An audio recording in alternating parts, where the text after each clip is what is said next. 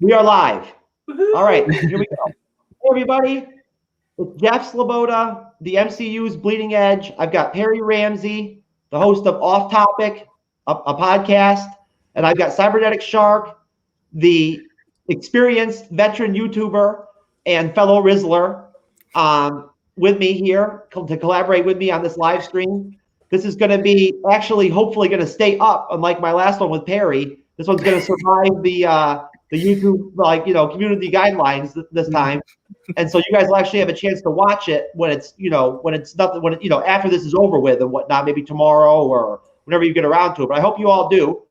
And I did actually welcome some people to come in and check us out tonight. So hopefully maybe they'll pop up and comment, but we'll see.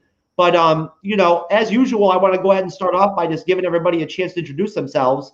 So Cyber, if you want to go ahead and go first and just introduce yourself to everybody, and this is your first live stream, Correct. So this will be interesting. Yeah. So to introduce myself, of course, as you can see, Cyberneticshark there. Just a little background on me. Like Jeff said, I'm being a veteran. I mean, I have been on YouTube since 2011, shortly after the YouTube platform just had started. I really didn't start doing traditional movie reviews and stuff like that until a few years later. I really been hitting it on the accurate note since 2017. Really is when I really started doing it more full time and trying to make it more than just a hobby, a little bit more of become a business a little bit. So I've been doing that since 2017, but been on the platform since 2011. And basically, if you go to my channel is mostly, movie reviews, unboxings. I do some parody skits. I created a series that I called an OD to Steve Irwin.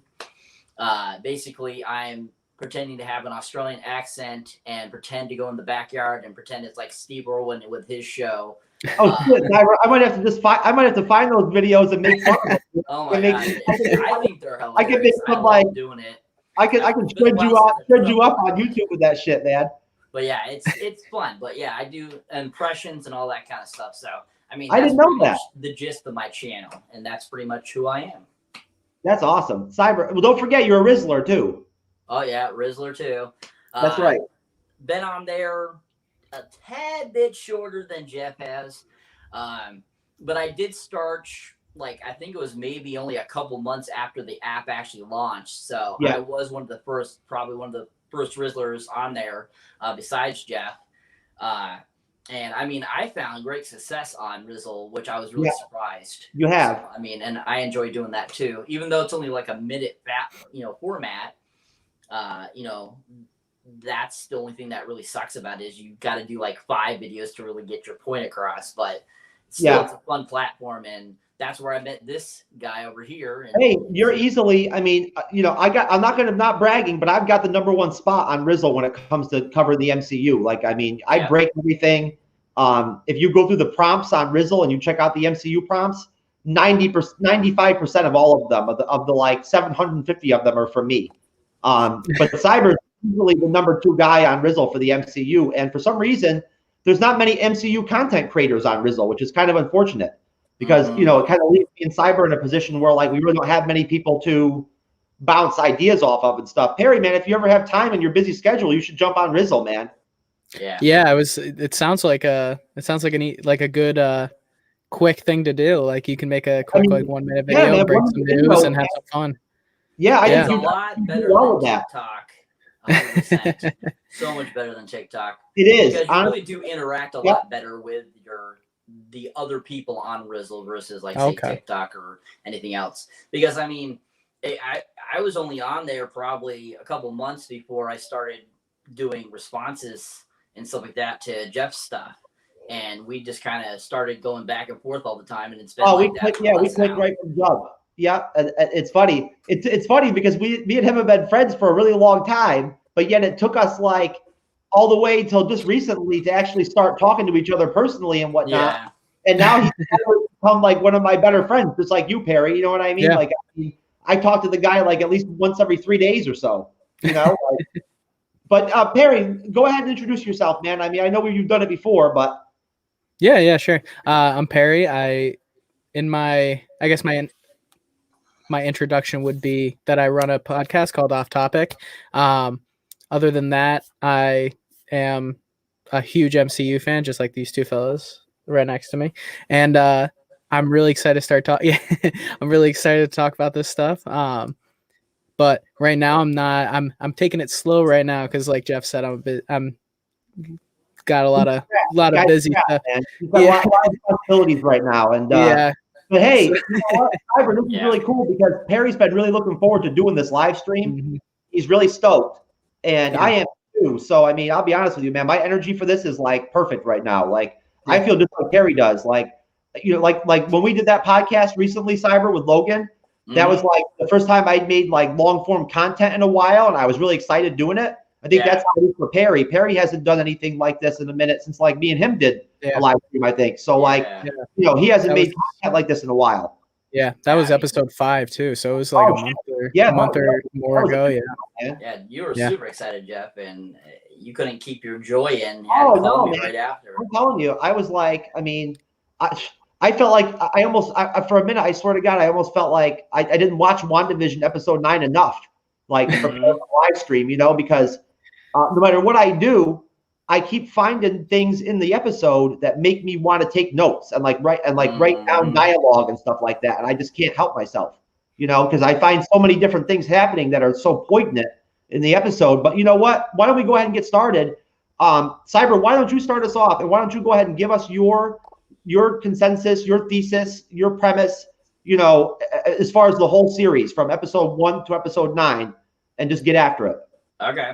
So my general thoughts on the whole series in a whole, all 9 episodes, is basically it's a origin story kind of. Basically, it's Marvel's take on taking back to where, Wanda began to how she's become who she is.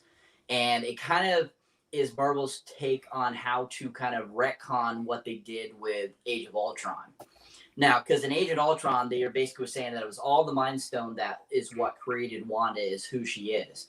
So in the series, if you think about it, from the very first episode to the season finale, you kind of saw Scarlet's Witch's powers kind of progress, and then you actually finally heard her actually be called the Scarlet Witch for the first time in the MCU, because they hadn't used that term in the MCU at all. They always just called her Wanda Maximoff. So the fact that, Agatha Harkness is introduced in this series too, which is our first time seeing her too outside of the comic books. We get to see kind of her evolution too. But at the same time, if you notice with the series, they really didn't take the same approach as the comic books did with Wanda and Agatha's kind of relationship. They kind of made Agatha the main bad guy. And so basically, like I was saying, to me, the whole 9 episodes is basically an re-origin story for Wanda and showing her actually become Scarlet Witch. And that's pretty much how I feel the whole premise of the, season 1, if you want to call it, because we don't know if we're going to get another season. Who knows? This could be just it. But at the same time, that's pretty much what the premise of this was, to kind of retcon what Age of Ultron did. Yeah. Yeah. Yeah, it definitely was like a big retcon, but it didn't feel like it was in a weird, like, totally changes the whole premise, like it felt natural. It felt natural. Yeah. Them digging into like the flashbacks and stuff like that. They didn't really they didn't give us very much. You know what I mean? Right. Really, honestly, I expected more of the flashbacks and stuff like that, but they really only gave us, what was it, episode 8, where Agatha was like taking her back through her past and everything like that. Right. I thought that was a remarkable episode. I really did. This is something I have not even thought about really until just now, but just as like a bounce off from like what you're talking about, Cyber. Like really, I thought episode 8 was very interesting.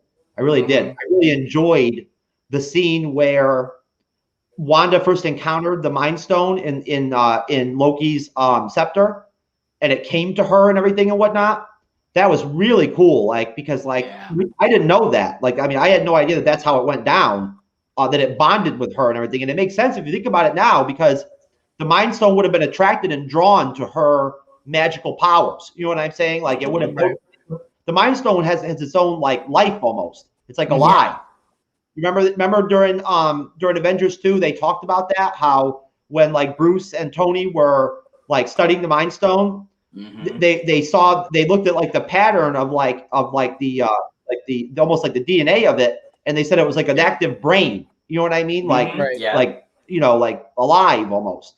That's kind of like, I just thought that was like really how awesome in that like Infinity War, bonded with the Mind Stone like that in that scene that way. That was really powerful. You know, that it turned out that was what we saw in the trailer with the whole Mind Stone exploding and everything like that and whatnot. Yeah. And like, you know, I wondered the whole time what that was going to end up being. I never thought that's how it would go down. Go ahead, Perry. I know you got something to say about what Cyber had to say. Oh yeah, no, it definitely was like episode 8 was, I think, my favorite one in the series, because of those new ideas that it brought to the table in terms of retconning, but also still like showing it within the timeline that they set. Because what they did brilliantly, or not brilliantly in retrospect, was not show how those things went down, and with the Mind Stone. So it gave a lot of leeway in terms of how they could show it in the future, if that was even a plan back then, which I thought, and whether or not it was something they thought of back then, I don't think I care, but but it works out, and it also opened up a kind of interesting idea of, to me, one of the things that I thought of was whether or not her brother actually had the same interaction with the Mind Stone, or if it was her like having the bond to the Mind Stone that created the sort of power for Pietro, which is kind of an interesting idea because Pietro is a mutant. He doesn't have the magical powers like Wanda does. Right. But he was a mutant. Right. And they haven't said the M word yet. and so if they say, yeah, they're just mutants and that's just the way, like that's why they were able to get those powers, then I'll be like, okay, Wanda had nothing to do with it in that realm. But in a way, it kind of seems like you can speculate that if they don't use the M word for a while, then it might be. Here's a quick question. Right? Yeah.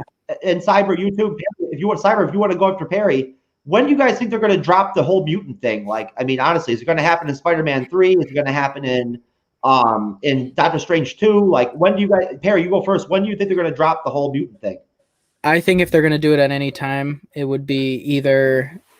I think they're going to mention it in Eternals. I think that's going to be where like that kind of starts, because it kind of has to. Like, it feels like it kind of has to. It has to.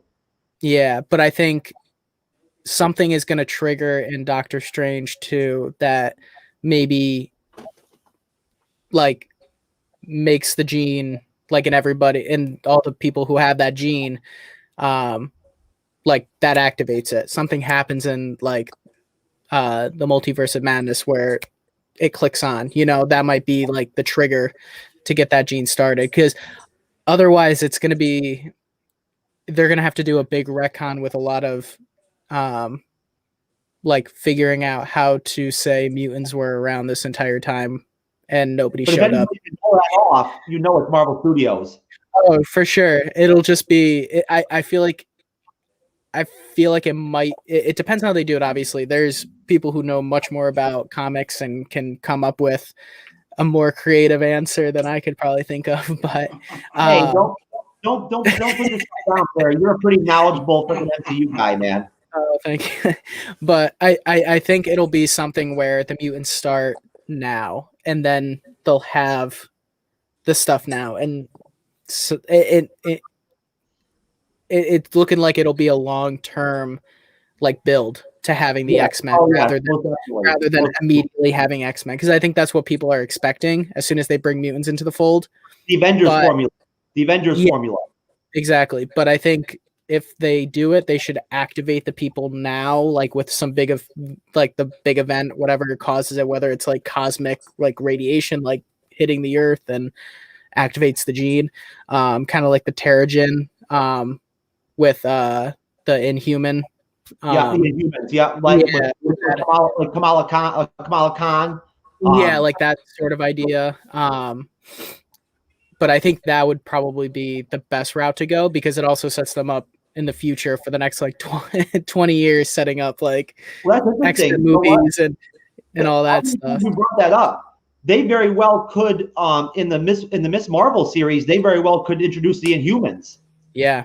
I mean, even though, don't get me wrong, haven't they already kind of introduced the Inhumans already through the TV show or whatever? Yeah, we're just gonna pretend that doesn't exist. Yeah. Cyber, what is your take on the whole mutant? Fortunately, it's on Disney Plus, so you can't really forget it. What's your take, Cyber? What do you think? When are we going to see mutants in the MCU? I honestly agree with Perry. I mean, I feel that the Eternals could be the catalyst for it. Some fact that a lot of the Eternals center around the universe. So, I mean, they come in contact with different characters in the MCU that possibly could be mutants. But definitely it's something that they're going to be introducing soon because, as you saw in Wandavsion, they were kind of hinting at Wanda being a mutant. Even though they didn't say it physically, they still were hinting at it. So I feel it's something definitely that's going to be coming out in Phase 4. It could be the Eternals. I mean, it could be Spider-Man. It could be Doctor Strange too. Who knows? But definitely it's coming soon because I know a lot of people are pushing for them to bring, the mutants into the MCU. I mean, all the talk around, bringing the Fantastic Four and so forth and so like that, that is all going to lead to having to have mutants in the MCU because a lot of that is centered around that. It's all connected. I mean, yeah, definitely I feel it's coming very soon in the next couple movies or so. I'm surprised they didn't do it in WandaVision. I don't know about you guys, but I really thought they were doing to do it. I really did. I thought they were. Yeah, I don't know why they didn't either. I thought for sure we'd see Magneto by the end of the show. Yeah. Yeah. And I wanted it to happen too. I wanted to see Magneto. Yeah, and I think it's going to be I think it might be a few years before we physically see like a mutant kind of thing, like taking hold of their power. And that sort of thing. You think can they do the X-Men without Magneto? It would be detrimental to like great character if they didn't include Magneto. So I mean they made the Avengers with mostly characters that people didn't want to necessarily see on on a big screen, so they did that well.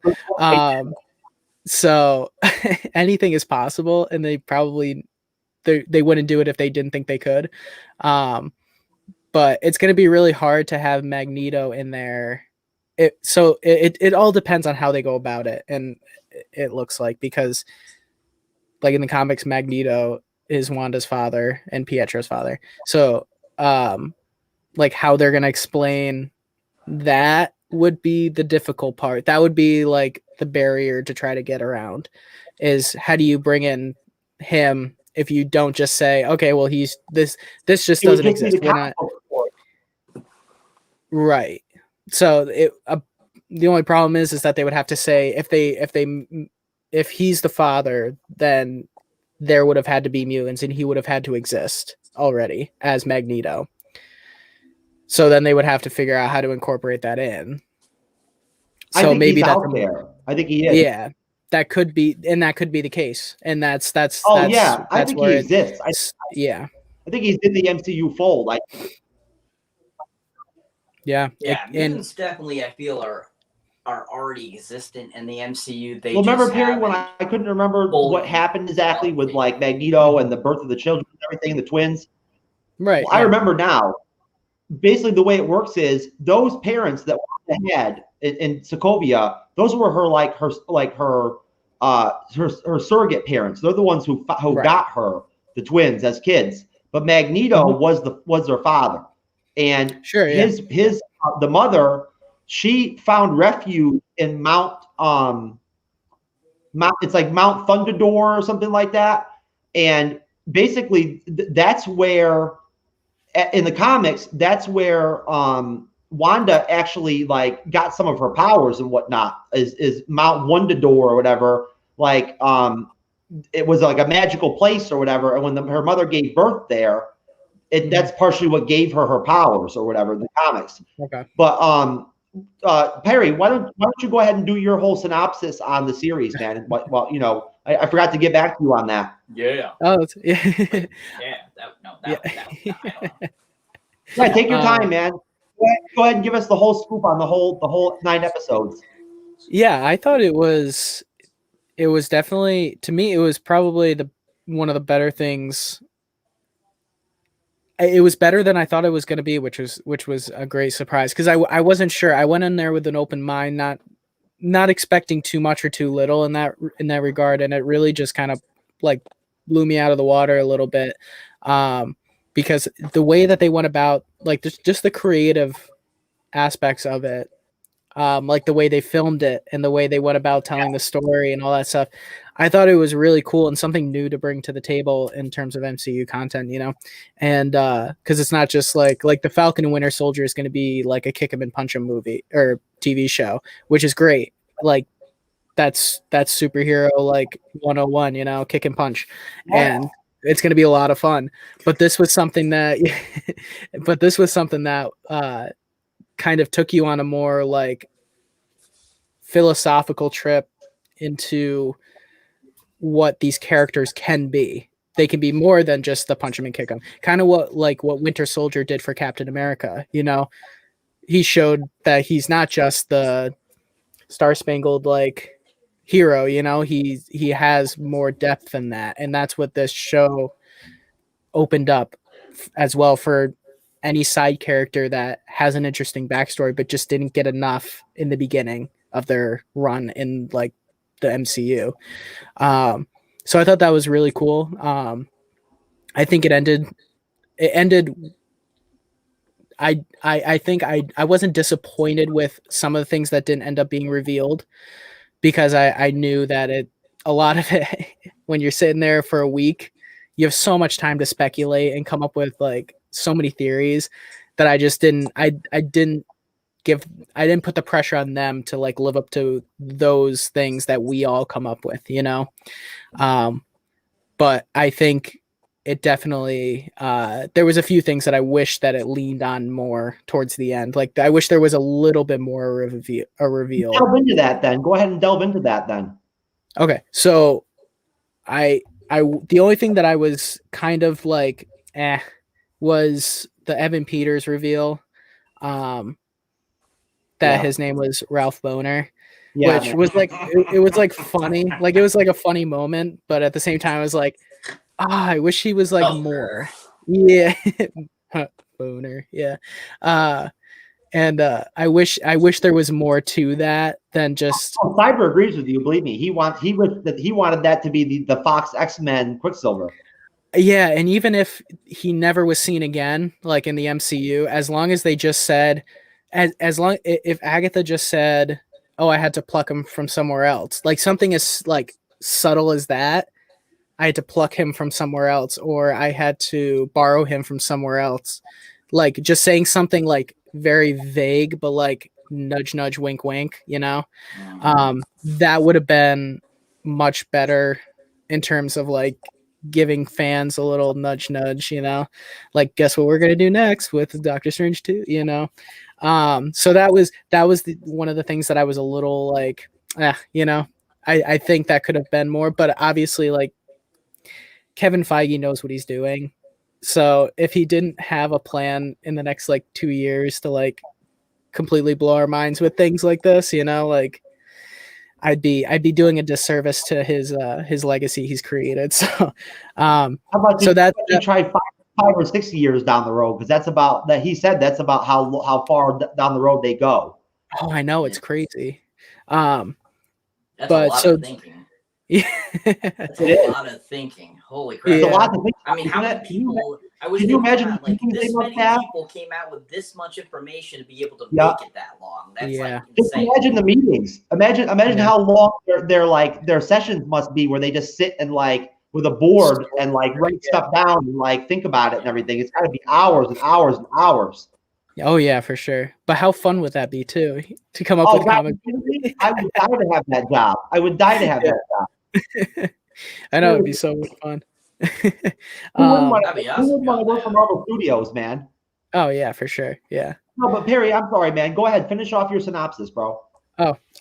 So other than that, just like the no multiverse reveal for this show, I was kind of like, I think I was anticipating that more, and that's where I was like, okay, like they're definitely gonna get there, but like I was kind of hoping for like something a little more revelatory and the multiverse, like starting that train a little bit, and it didn't feel like it really like kickstarted the train at all. It kind of just like, it kind of is like if your friend said there was a train, you know, or hint like said, hey, like there's a train down the street. Whereas I was kind of expecting them to like get the engine turning, you know? So that was where I was at. But like all in all, it was great. Like it was so much fun. I can't wait to go back like one of the weekends that I don't have much going on, just to like watch all the episodes in order and like watch it build and develop and stuff. So overall, really enjoyed it. It left some questions that I was hoping would be more answered, but also understand why they weren't answered, because there's definitely a larger plan at play, you know? Yeah, definitely. There's plenty of questions. Yeah, that I most feel definitely. that And I think that, they did not cover. you know, Mhm.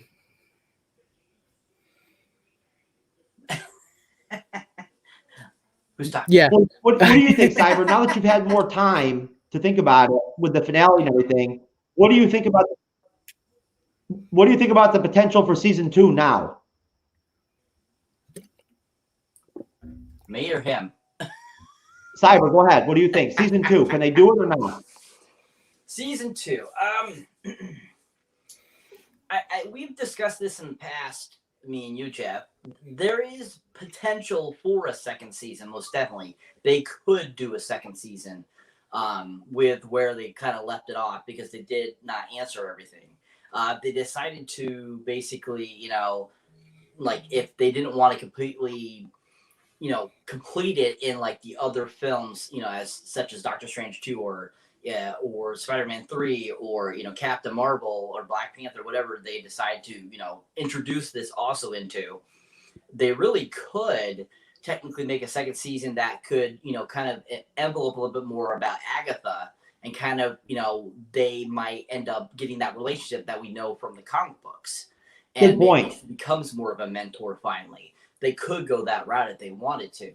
So, I mean, there is potential for a second season, but with how they're trying to take it and kind of how very subtle the post-credit scenes were for the finale of WandaVision, that seems like that if they do decide to do it, it might be further down the road after some of these other Marvel movies come out. Yeah, I think from a timeline standpoint, from a scheduling standpoint, we talked about this before, Cyber. I think the only way it could work, and you tell me what you think in a minute, Perry, is if they really put off season 2, like maybe like a year and a half down the road from now, because you know how they want to try to interconnect everything into the MCU and into the movies and everything and whatnot. I mean, first of all, they've already put out the schedule for the Disney Plus for like the next year and a half. Like, you know, and WandaVision season 2 is not in it. Yeah. But then again, you know as well as I do that, like, let's be honest here, during this COVID-19 pandemic, Disney's not exactly making as much money as they usually are. You know what I'm saying? And WandaVision was a huge hit. It was a massive hit. Extremely popular.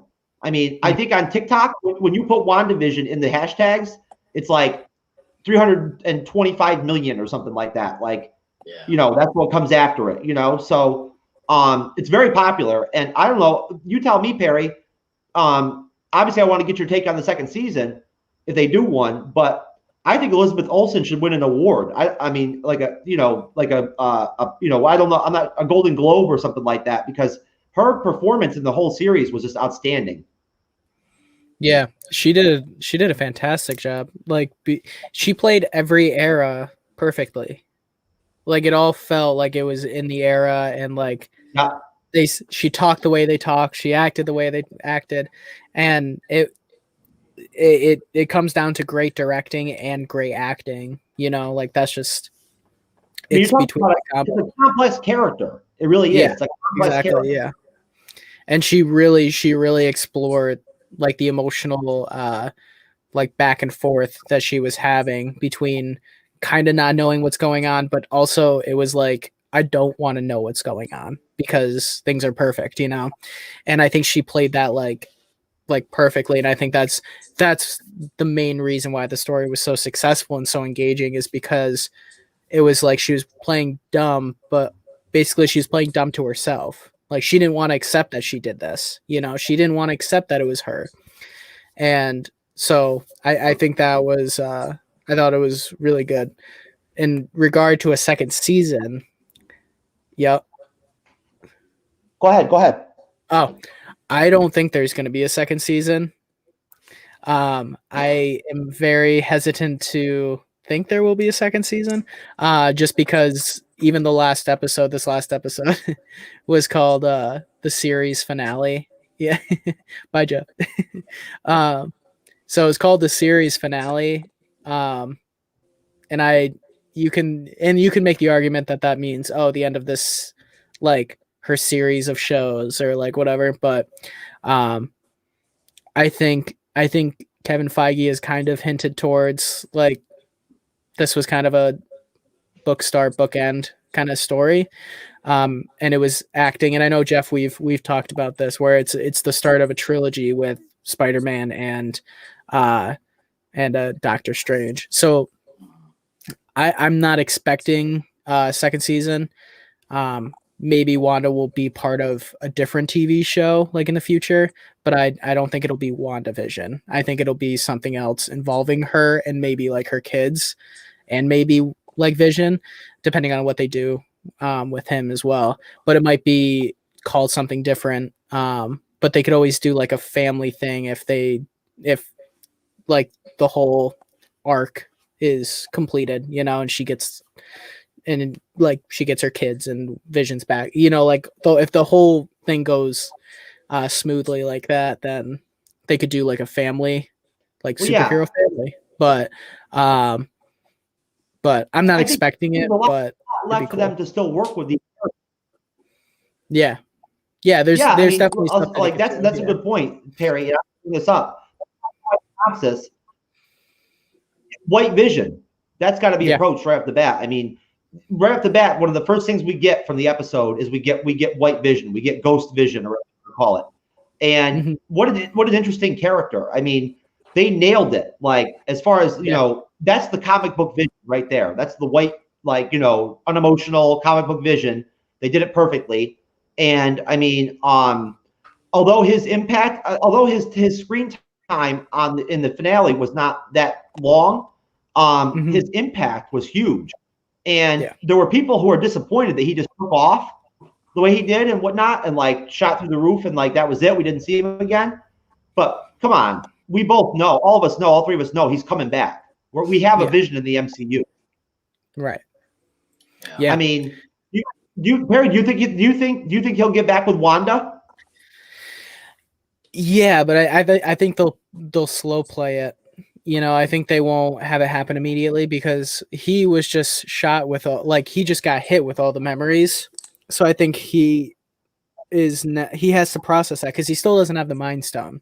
So he still only has the memories and doesn't have like the that same consciousness that Vision has because he doesn't have the Mind Stone. The Mind Stone gave him that that consciousness to be alive, you know, and without that, he might not have the same personality or disposition or humanity to him that the original or the MCU original Vision had.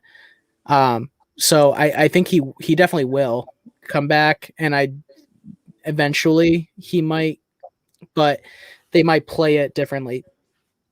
Like they might play it like, oh, he's developing emotions now. He doesn't just have them because he has the Mind Stone. You know, he has to develop and learn humanity. And instead, you know, he's just a robot with memories that he can't really like relate to. Yeah, exactly.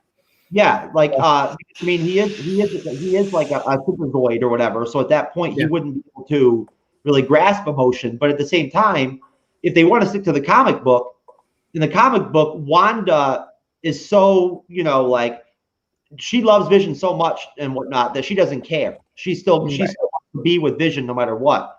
And if you think about it, if you think about where the direction of things are going, she just lost her kids. She just lost her she lost her version of Vision that she loved and like lived with and everything and had kids with.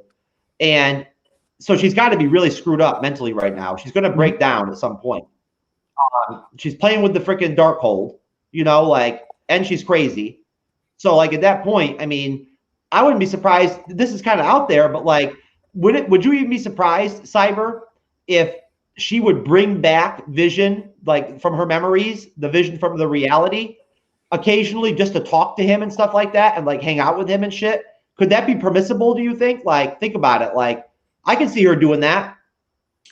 I mean, yeah, I don't see why, she wouldn't do something like that, especially with her type of loss and everything. So, I mean, it's definitely something that is very possible that she could do. Who knows? We might Marvel might end up coming up with some idea where that memory gets implanted into the new Vision. Who knows? You could see something like that. You never know. So, I mean, we have no idea. All I know is that recently in an interview, Paul Bettany said that he will play Vision until he dies. So, I mean, we could see Vision for many, many years because he could play Vision for like forever. He could.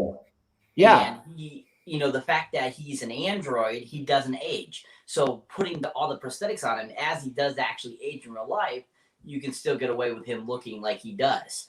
So, I mean, we possibly could see White Vision end up becoming regular Vision again. Who knows?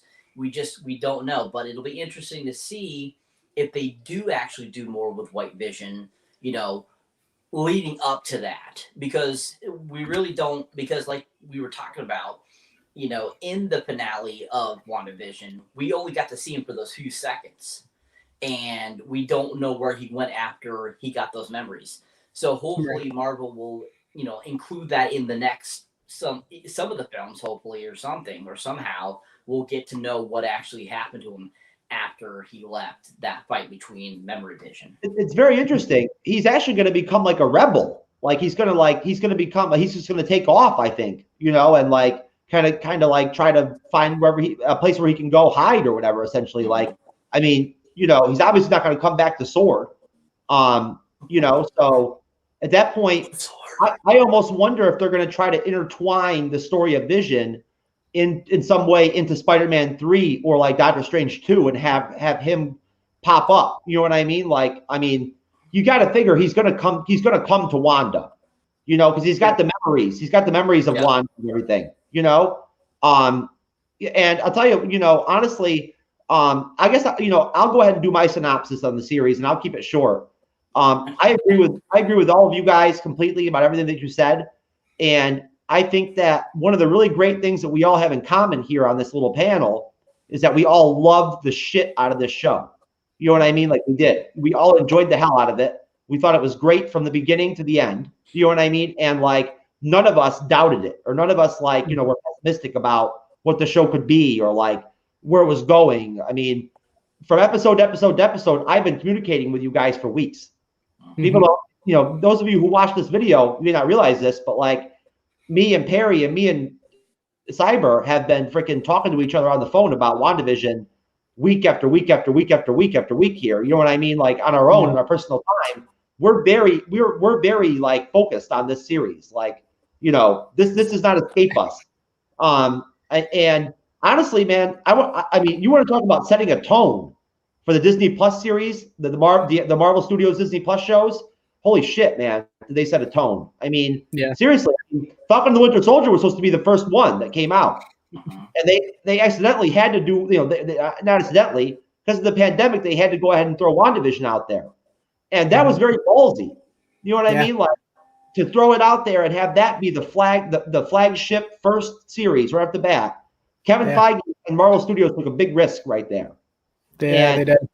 Hats off to them, because I got to be honest with you. At this point, I mean, if I could invest into Marvel Studios, I would invest into Marvel Studios, because like I'm so confident in their ability to cast films, cast characters, find the right actors for certain characters, and their production value, like Perry said, I don't know the name of the director that did WandaVision. I kind of remember his name, but he did a great job. Overall, the whole production team that put WandaVision series together were excellent. Like the whole show came together so well. And I'll tell you what, Cyber, they only mentioned Darcy one time in the finale, and it was her taking out Hayward's truck. But hey, you know what? She still had a great impact on the series and everything and whatnot. And I think that based off of what she did in WandaVision, she definitely has a future in the MCU without question. Oh, definitely. Yeah. I mean, honestly, I could talk about my whole feelings about the whole series for hours.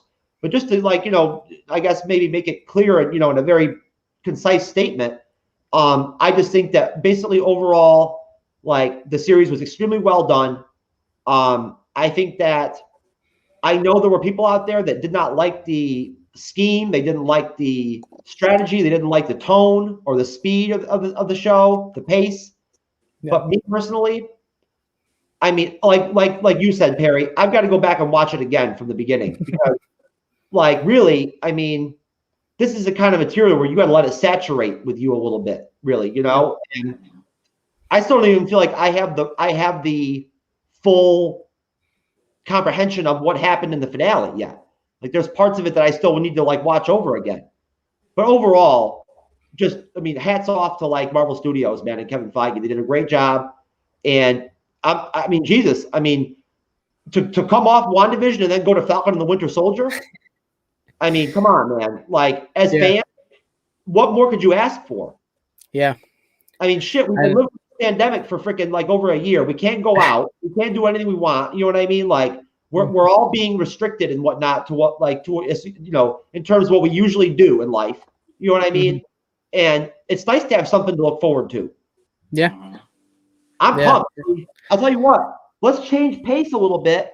Why don't we go ahead and watch the Falcon and the Winter Soldier trailer? And why don't we shift gears? Let's go ahead and talk about Falcon and the Winter Soldier.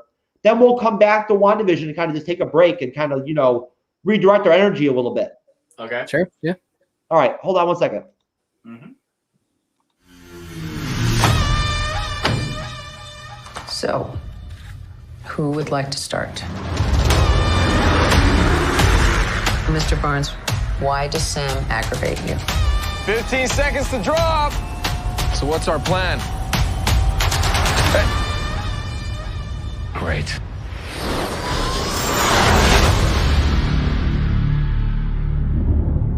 Superheroes cannot be allowed to exist. I have no intention to leave my work unfinished.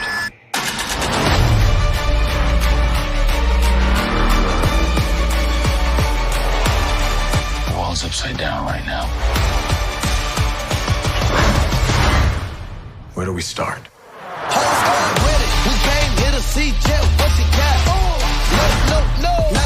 Buck, I have a plan. Oh, yeah? What is it? Is you ready? Here we go again, huh? We've been grinding hard on the job. Can't take that from us. Are you ready?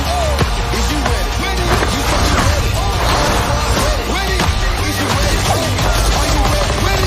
Is you ready?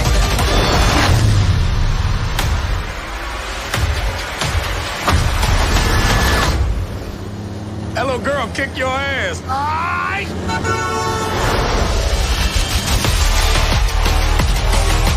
Gotta get that first shot off before that pussy hit me. See? That wasn't so hard. Are you ready? Is you ready? Ready? Okay. You say you ready. What are you doing? Whole squad ready. Are you having a staring contest?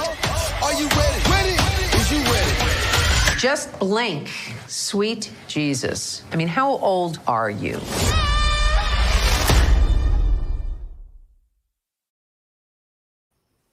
All right. Oh yeah. That was awesome. I don't know what you guys think, but I'm telling you right now, you want to talk about action-packed adrenaline, raising, I mean, that was awesome. Oh yeah. It's such a different change of pace too. Oh, it is. It's huge. Which is great. Is that shit exciting or not? Oh yeah. Oh, it's gonna be great next week because it's March Gonna 19th. be fantastic. Yeah. Oh, I can't wait. Chemistry between those two is undeniably great, and that's the reason why they decided to do the show. Yeah. Because both Sebastian Stan and Anthony Mackie, as soon as they were put together in Civil War, it was golden. Yeah. And I remember watching them in that and just how funny they were. And in this trailer, you can see even their staring contest and some of their lines together were just hilarious. Yeah. And you can't help but laugh because it's on point, amazing. So yeah, this is going to be a really fantastic show. I mean, I did a trailer reaction to this when it first got released. And I just remember being so super excited about it because with how downplayed, how like kind of Infinity War and Endgame, unfortunately, are considered very sad films, really, if you think about it, because, you lose all the Avengers at the end of Infinity War. They come back in Endgame, but then you lose more other great characters that we've come to love in Endgame. So it's kind of like, it was nice to see a new kind of pace that would make it more adventuresome and, fun again and happy-go-lucky. And that's what Falcon Winter Soldier is going to provide. Yep. Yeah, Go for ahead. sure. Go ahead, Perry. Yeah. And like you were saying, the chemistry between those two is so fun because it's like a bromance that neither of them are going to want, but they're going to end up having, Yep. So it's going to be really great. And I, like you said, they're even from the beginning when they met in like Civil War and like they're in the car. He's like, "Can you move up your seat?" No. And he just like scooches over.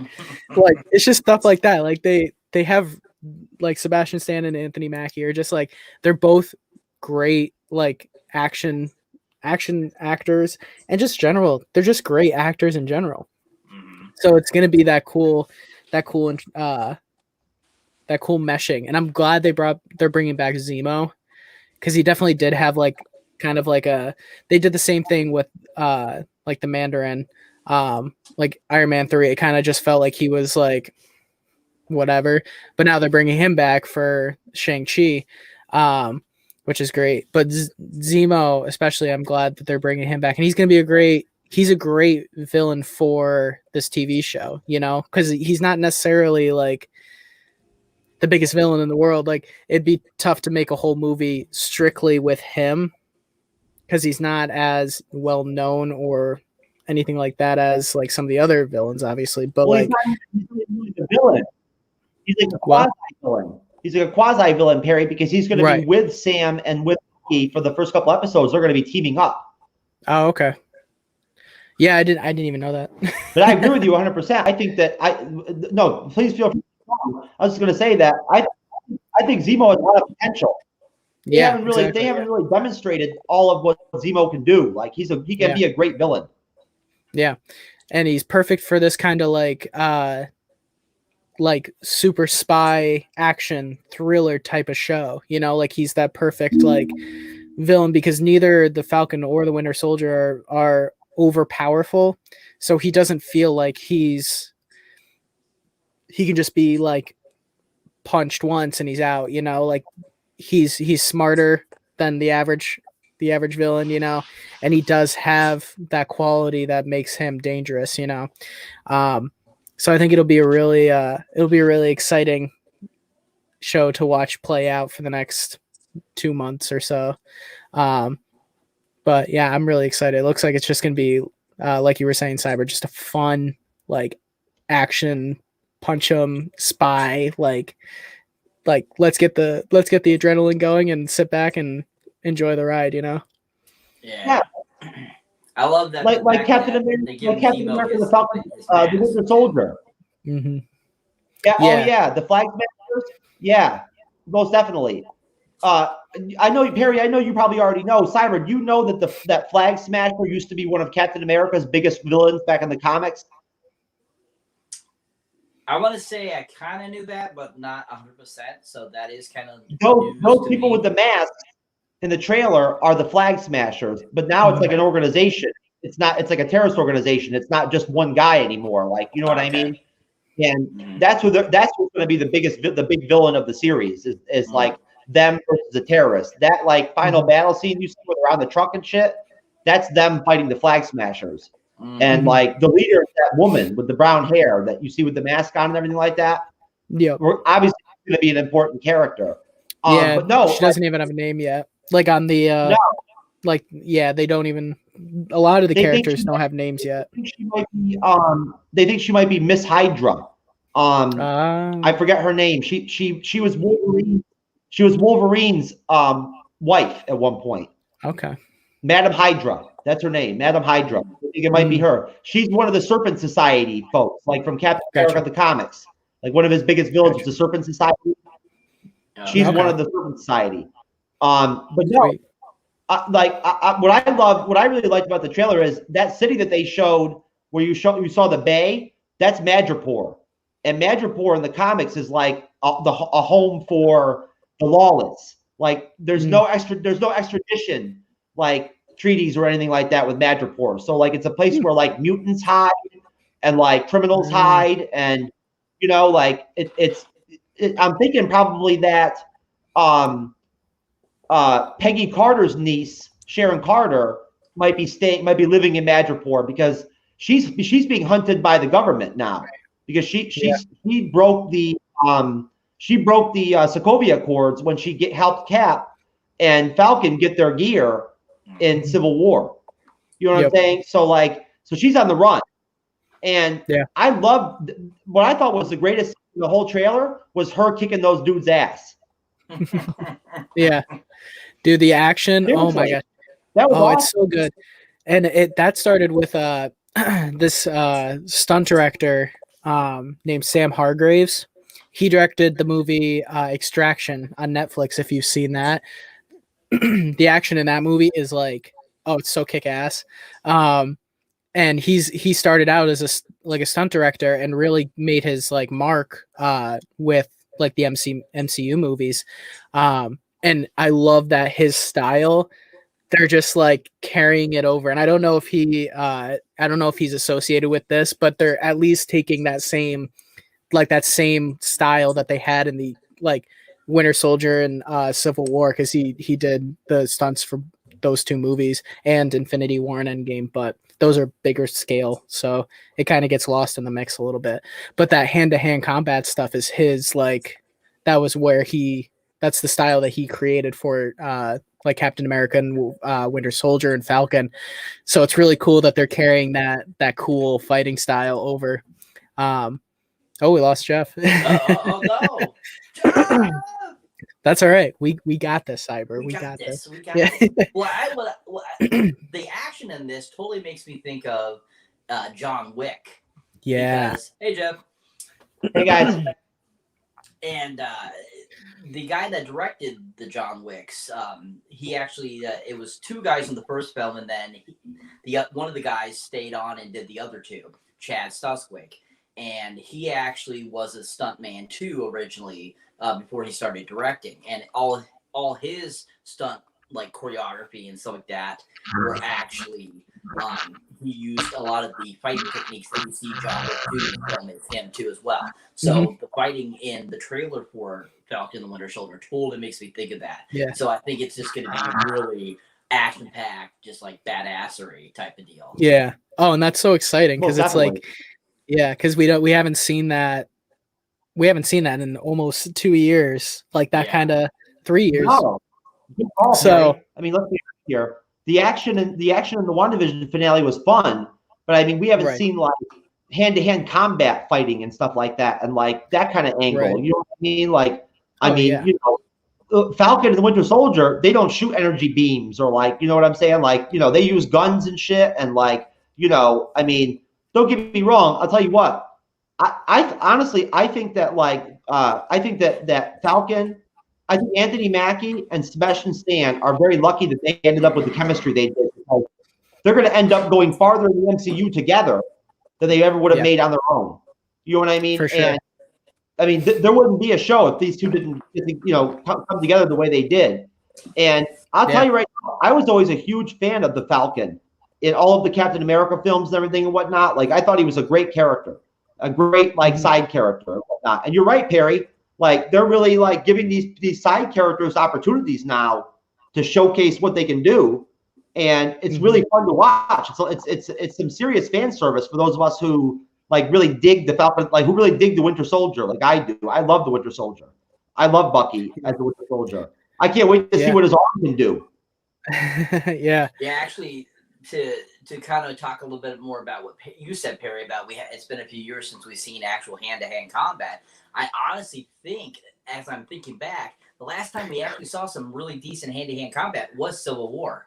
Yeah, I mean, it's even been a after that, while. because Captain Marvel had a little bit in it, Black Panther had a little bit, the Spider-Man Far From Home had a little bit, but nothing like Civil War did. So I think it's been almost 4 years, 5 years almost now. Yeah, really some hand-to-hand combat. Dude, nobody looks as fucking cool hand to hand as fucking Steve Rogers, man. He's a beast, bro. Yeah. Could you imagine fighting him? Oh, I know. Good luck. Yeah. I mean, seriously, it doesn't matter. Like, he's such a good fighter that, like, it doesn't matter what discipline you have or like what you've learned or whatever, or like if you know Tai Chi or whatever. It doesn't make any difference. He knows how to fight no matter what. Like he'll fight any type of fighting style and still like kick your ass and like kick you and have you go like 18 feet from the friggin' from the kick and shit. Like he's freaking hardcore, dude. I'm gonna miss him, man. I'm really gonna miss him. Yeah. Like, I mean, they're saying that he's gonna come back. I'm sure you guys have heard about the rumors that like they're gonna bring him back, but I'm assuming it's gonna be like old Cap, not like what I'm saying. Like, I mean, but I'll tell you right now, as far as Falcon and the Winter Soldier goes, I mean, I feel like you guys do completely. Like, I'm just like, I'm so looking forward to this contrast from WandaVision. It's going to be so nice to see something up tempo, and like something adrenaline, instilling. You know what I mean? Like that gets your blood pumping a little bit. Because don't get me wrong, WandaVision was excellent, but as far as like getting me going, like like getting me excited or whatever, or like pumped, it didn't do that for me. Mm-hmm. Yeah, it doesn't have the same adrenaline, like throw your hands in the air. You guys like, tell me. Oh, that was badass. Yeah. The whole vibe of WandaVision was so low key that I mean, you really couldn't get overly excited about anything. Yeah, especially when you're talking about like action, because it was very like slow burn, like setting things up kind of TV show, which was great for the specific reasons that they made it. Like the purpose was different, and I think a lot of people were expecting like the kick and punch like aspect to it, but that's just not what it was meant to be. Like that's not what they made it to be. And so I think we were saying that before, where that was like where a lot of people kind of like complained about it, was because it was slower paced. Like it had like the candle burn, it was slow, but like it smelled really good. It was a really great way to introduce things, but you're right, it doesn't have that same adrenaline. It didn't have that same adrenaline, like let's go, kind of thing, so it's gonna be cool to see that next week, like it's already I'm so glad that they're doing that, so it'll be cool. And it's great. You forgot about Infinity War, man. I know that people think Infinity War is kind of like a sad movie, but as far as I'm concerned, the last Marvel movie that got me really going, like excited, like got me really like high, like up and shit, was Infinity War. I mean, don't get me wrong, the final battle of Endgame was great, but Infinity War was action packed. Like the trailers were awesome. I mean, I still like to watch like trailer reviews of like of Infinity War sometimes, just to get me like stoked and shit and get me pumped. Yeah, I mean, Infinity War was action packed. I mean, don't get me wrong, it was an amazing film, and it was action packed from start to finish. I just feel that a lot of people, if you were to ask them, a lot of them are going to say they felt it was untempo compared to the previous films because of all the destruction that happens and all the deaths and so forth. And I just feel like the fighting in this one in Infinity War, even though there was a ton of it, it wasn't like the hand-to-hand combat like we saw in Civil War and like we saw in the Winter Soldier one, and stuff like that and so forth. It was a lot different. So I think that's the reason why I would say that it's been that long, just like what Perry was saying. Sure. With it being so long, is because that even though there was a ton of action in Infinity War, I mean, that whole end sequence over on Wakanda and they're battling and stuff, battling all those aliens and crap. And I mean, the fight sequence between, you know, Black Widow and Ayuku and Maximum Midnight, you know, that was just like action packed too. I mean, and then when she gets hit with the one of the machines of theirs, that was like badass too. It was just like so much fun. That was our first time really seeing Wanda use her powers like that, right? I mean, yep. Yeah. And it's definitely going to be more grounded in that, like that face-to-face fighting that we've been talking about, we haven't seen. So it'll be really cool. And it, like, one thing that's crazy is if you said like 8 years ago, 6 years ago, that we would be getting these A-list like actors and actresses that have been in big blockbuster, like all the characters that are going to be in these TV shows until they start bringing in like the new characters, have all they're all in the highest grossing movie of all time in Endgame.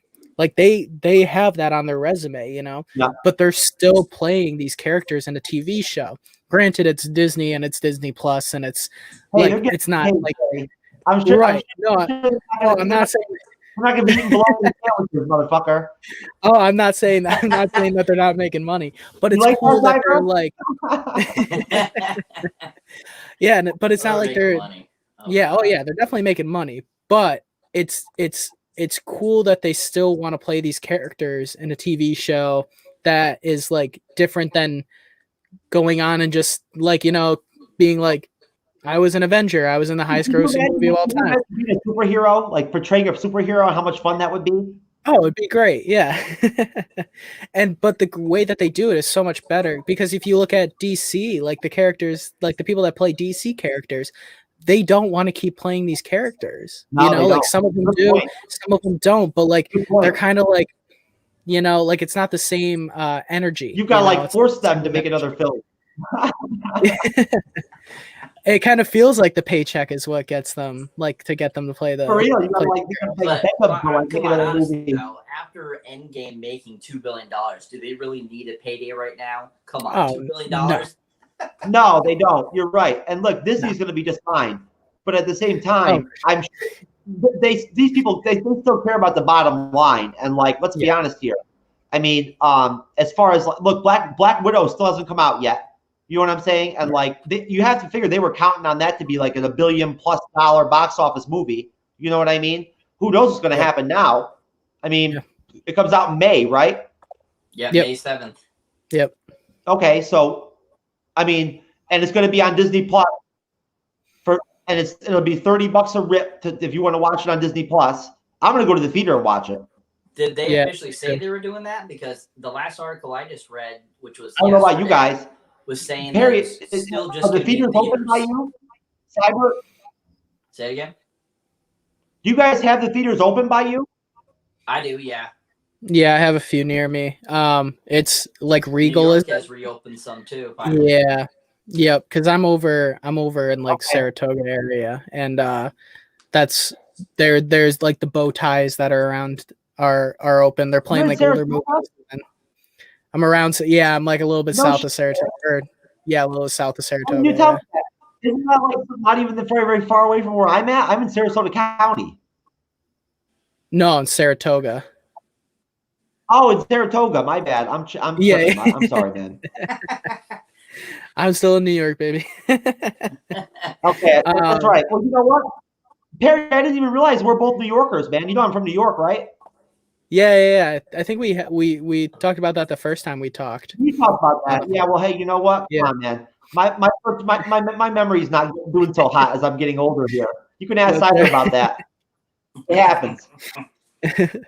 Memory starts to go. Yeah. Plus, I'll be vaccinated, so I'm going to the theater and I'm gonna like watch it because I'll be clean to go. Like I'm in. After March, I get my second dose at the end of March. So now when movies come out, I'm like I'm there. Dude, you have to. MCU films, you got to watch in the theater, man. You have to, right, Yeah. Cyber? Yep. Mm-hmm. Do you and your wife? I know. go I to kind of wish. Cyber? Oh yeah. We used to go all the time before the lockdown. There was a theater because I live in Keene, New Hampshire. We're not that far from Gardner, Mass, and they have a really nice theater there in Gardner, and they have like a program that you get this free card, and you every time you buy a ticket or buy concessions, you add gain points, and then you can use those points to get free stuff and stuff like that. And we used to go and see like 2 movies at a time, back in the day, and so we haven't done that in a long time. So that feels kind of weird, but my local theater right here in Keene, New Hampshire, it's been open since it was like I think August or September of last year, and it's been open since. They were only closed for a couple months, so plus also because New Hampshire, we're just different, I guess, from other states or something. I don't know, but we've had pretty much everything regularly open for the whole time since this pandemic is open. We've only been closed so many months. And then, I think it was just a couple months ago, I think it was around November, is when they allowed full capacity at our restaurants again. So Nice. Yeah, I just went out for dinner with my friend, my best friend Megan, a platonic female friend of mine, and we went to Carrabba's. I love Carrabba's, man. The Carrabba's here where I live is one of the best restaurants you can eat at. I mean, the food is always consistent. You know what I mean? I've never had a bad meal there. I'll be honest with you. Mm-hmm. I like Longhorn and I like Outback. Like those are my spots. I don't eat fast food. Like my whole take on that whole deal is basically like this. Why would I waste my money on fast food and spend like $12 or $15 at freaking like Taco Bell or Burger King? Because that's how much money I spend usually when I go to those places. Like 6 or 7 years ago, I just stopped eating that crap because I was like, you know what? It's not worth it. Like you're better off just going to freaking Carrabba's or Olive Garden or Outback or whatever, and and getting like a steak for $18 or whatever. You know what I mean? Like it's better. It's money. Your money's better spent. You know what I mean? For sure. That's food. But anyways, I'll tell you. Bottom line, here in Southwest Florida, we've been open the entire time during the entire pandemic. We only shut down right in the beginning, and that's it. And I'm sure you've all heard of it probably because DeSantis has become very popular because of it. Like our governor. We've been open the whole time. The only thing that sucks though is that stuff's not open late like it used to. So you can't just go eat. I don't know about you, Perry. I like to go to Perkins or IHOP at 2 a.m. sometimes and just eat breakfast and shit like that. I do. Well, it was great for when I was going out to a bar and being out until 1 or 2 o'clock and having places with food, and now everything, we just got, originally it was 10 o'clock for restaurants had to close, and they just moved it to 11 because obviously Cuomo's been, not popular recently, and he needed some brownie points. Cuomo's done. He's gone. He's out. Yeah. Because he started out. Yeah, he started out the beginning of the pandemic, and I was like, all right, yeah, he's taking initiative, he's doing, and then 2 months later, I was like, what is he doing? It was a lot of that stuff, but politics aside, for people who are here for the MCU, man, he's done. Yeah, he's in a shithole right now. That he keeps digging himself. But thanks for getting me all excited and everything, brother. I appreciate it. But yeah, so I'm excited to be able to go to the movie theater again. That was one thing. Me and my girlfriend were able to go see a movie a couple months ago. One of our local theaters was open. Did they have specifics? Did you have to sit in seating that was distant from other people and stuff like that? Yeah, they had things taped off. You couldn't have more than 4 people grouped together or something like that. It was stuff like that. We went and saw War with Grandpa And I was just like, and it was like a whatever movie. Like it was whatever. We just went to see a movie. I would have had to be drunk as shit to go watch that movie. It was fun though, just to be able to like feel like something was normal, you know? Yeah. Like that was the best part. And like she knew that I was like, because she's not a big movie person, like she doesn't like really go to the movies that much unless she really wants to see something. Whereas like for me, I could go like 2 or 3 times a week and that would be like not weird. So she knew I was hurting from that. I was like, I really need to go see a movie in a theater. So she was like, we're going to go see a movie. It's War with Grandpa, whatever. Let's go see a movie. I was like, movie theater popcorn. Did she ever like check out your live streams or like your podcast or whatever and sit and listen or anything like that? Like while you're making content? She watches after the fact. I think I would rather have her do things that she wants to do and then listen to it later. That's just like the way that I think of it. I'm like, no, I think you're right. Yeah. So, right. And she has like stuff. Yeah. But yeah, she checks it out. She checks them out once I like put them out, and she's uber supportive and great in every way. Man, so you're a lucky guy, Perry. I'll tell you right now. Perry's been very uptight about telling me about his girlfriend since I've known him. So this is the most I've heard like in months as far as like her. I mean, I think he's being very protective. Only a little bit. I'm not the jealous type, I'm really happy for you, Perry, that you're happy with your girlfriend and everything, man. That's a good thing to hear. It really is, man. It's nice to see a young couple. Yeah, and it's fun, And she like, even though like I don't drag her to movies because I know she doesn't like sitting through them, but it was really nice of her to just be like I know you've been missing this, so let's like go do it, even if it's not a great movie. Let's watch it. Yeah. Yeah, like she's actually like making an effort to do what you want to do and whatnot. Oh yeah, you have to have that. You have to have that kind of balance. Mm-hmm. Yeah, she's great, and I'm gonna convince her to come to Black Widow with me in May because she'll like that one. I can think of a few things you could offer to her in trade, like you know what I mean. But we can talk about that off the live stream. Perfect. I'm just kidding, man. Come on now. I know the situation, bro. Gotta make it interesting. Yeah, whoever's watching the live stream is like, well, honestly, you know what? It's kind of fun. I mean, I like to keep things interesting, but like seriously, I mean, when people watch this video, which people will, believe me, they'll watch the video. They're probably going to think we're freaking crazy, to be completely honest with you. or that we're like geeks. Maybe we're geeks or something because we love the MCU so much or something like that. You know what I mean? Like, I don't care, man. I put it right out there that I'm a huge MCU fan. Like, it's on my dating profile. You know what I mean? Like, I don't care. I don't care. Yeah. Like, that's talks of MCU. For real. Long walks on the beach talking. Long talks about MCU. Or it's long walks on the beach talking MCU. When it gets back to normal and we're getting like 4 MCU films a year again, like we used to. Yeah, I know. I can't wait. That's going to be crazy. With the Disney Plus shows on top of it, holy shit! It's gonna be a lot of fun. Yo, but what's good too? I don't know about you guys. If they release everything this year, we get 4 MCU movies this year. For real, dude. I can't wait to cover Shang-Chi, man. I love it. Shang-Chi's gonna be badass, dude. Mm-hmm.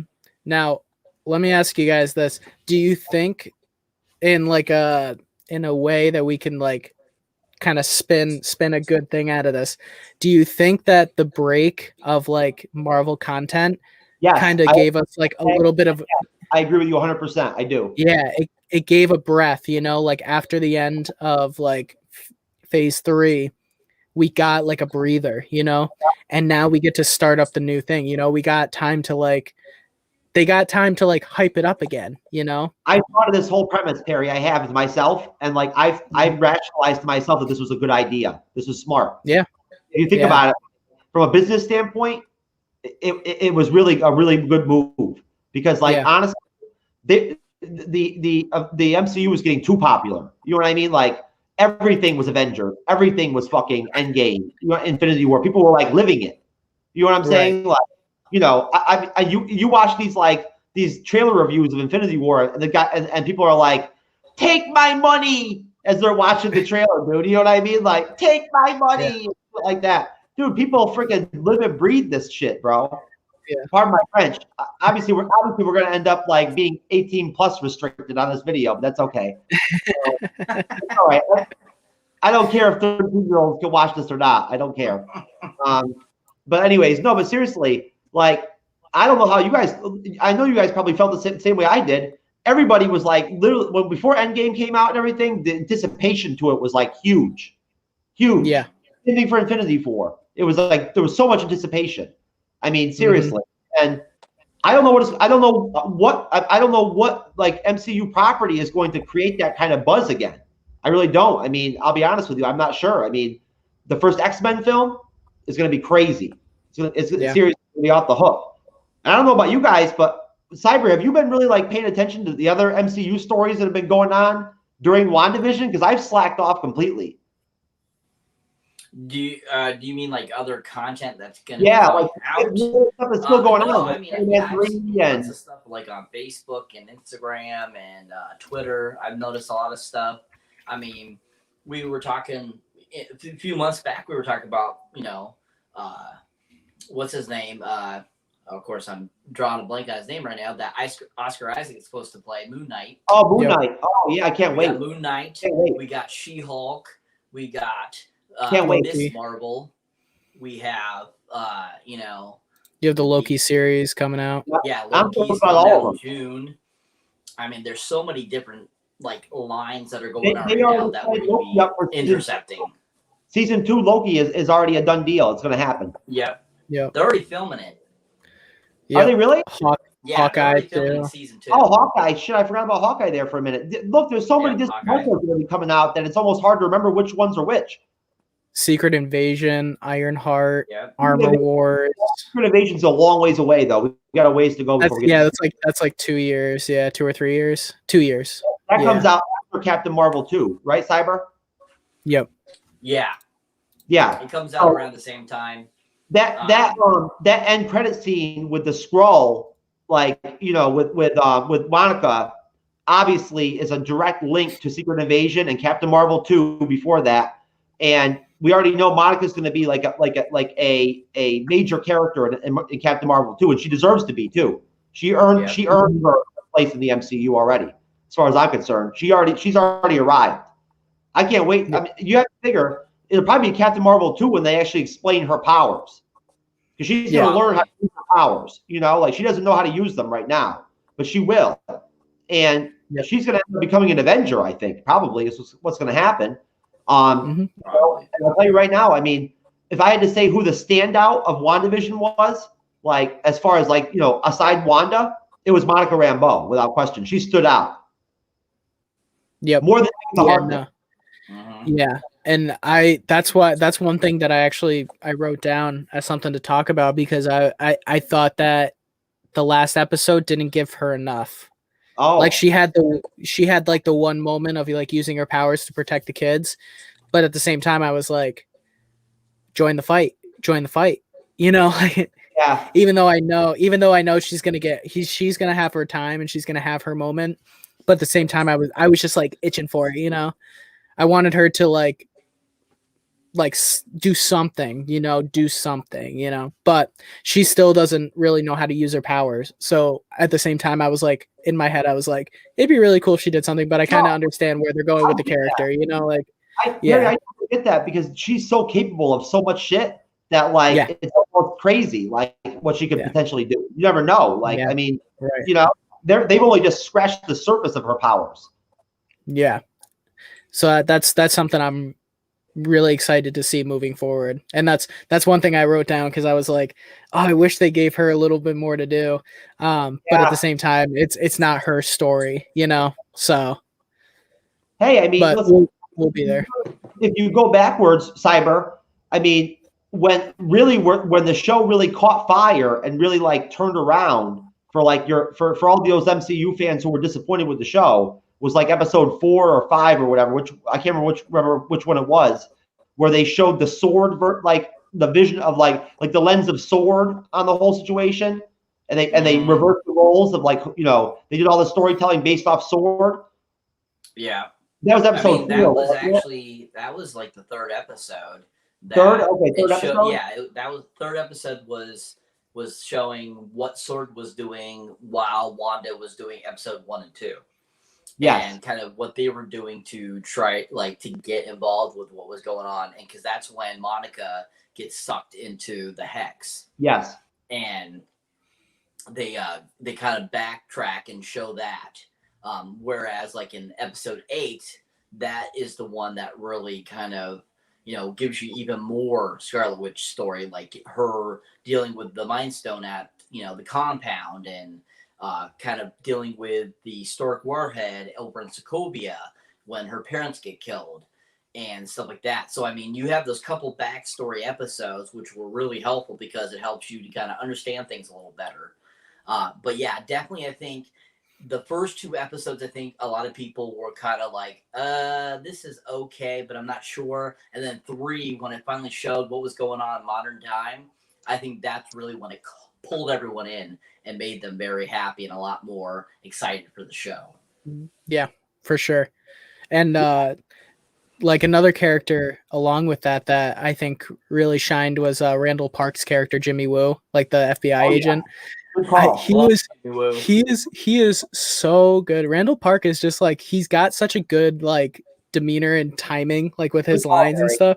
Definitely. And I saw like his popularity growing throughout like the episodes, like online and all that stuff, to the point where people were like, they should just make a like Jimmy Woo like series of him just going to these weird things and just being like, oh, well, what are we gonna do? Like, what are we gonna do? And I was like, oh, that'd be perfect. Magic. Yeah. Harry, there's gonna be characters like that in every Disney Plus series that we see. There's going to be outside characters in every single freaking Disney Plus show that we see that we're going to be like, oh my God, I love this character. You know what I mean? Like how? Yeah. Like how cool would it? Go ahead, Perry. How cool would it be for a Darcy and Jimmy Woo show where they're like a little team, and it's like a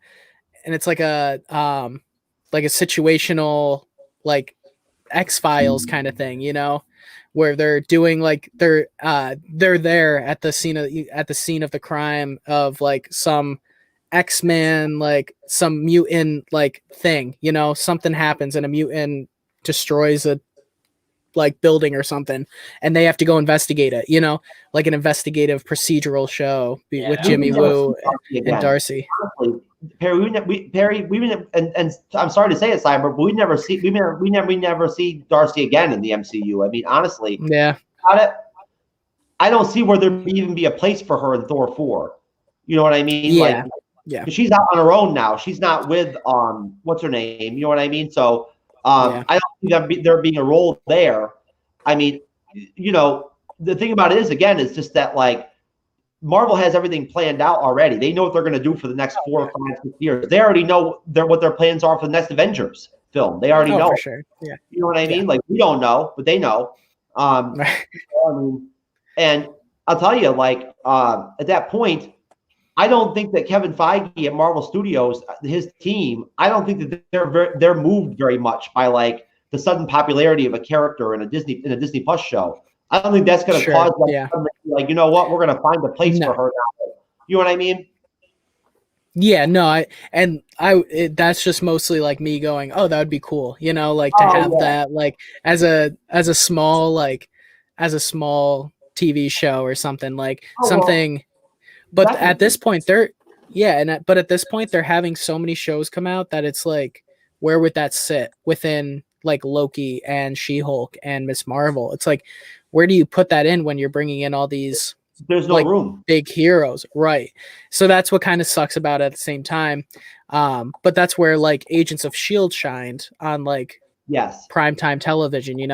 It's because it was the intermediary between the movies that gave like context on a like more grounded level, which I don't think we're gonna get anymore, which is like cool but also kind of sad at the same time, because it's like, are we gonna have more grounded, like these like normal people doing normal things, but it gets more intense as they get more involved kind of situations?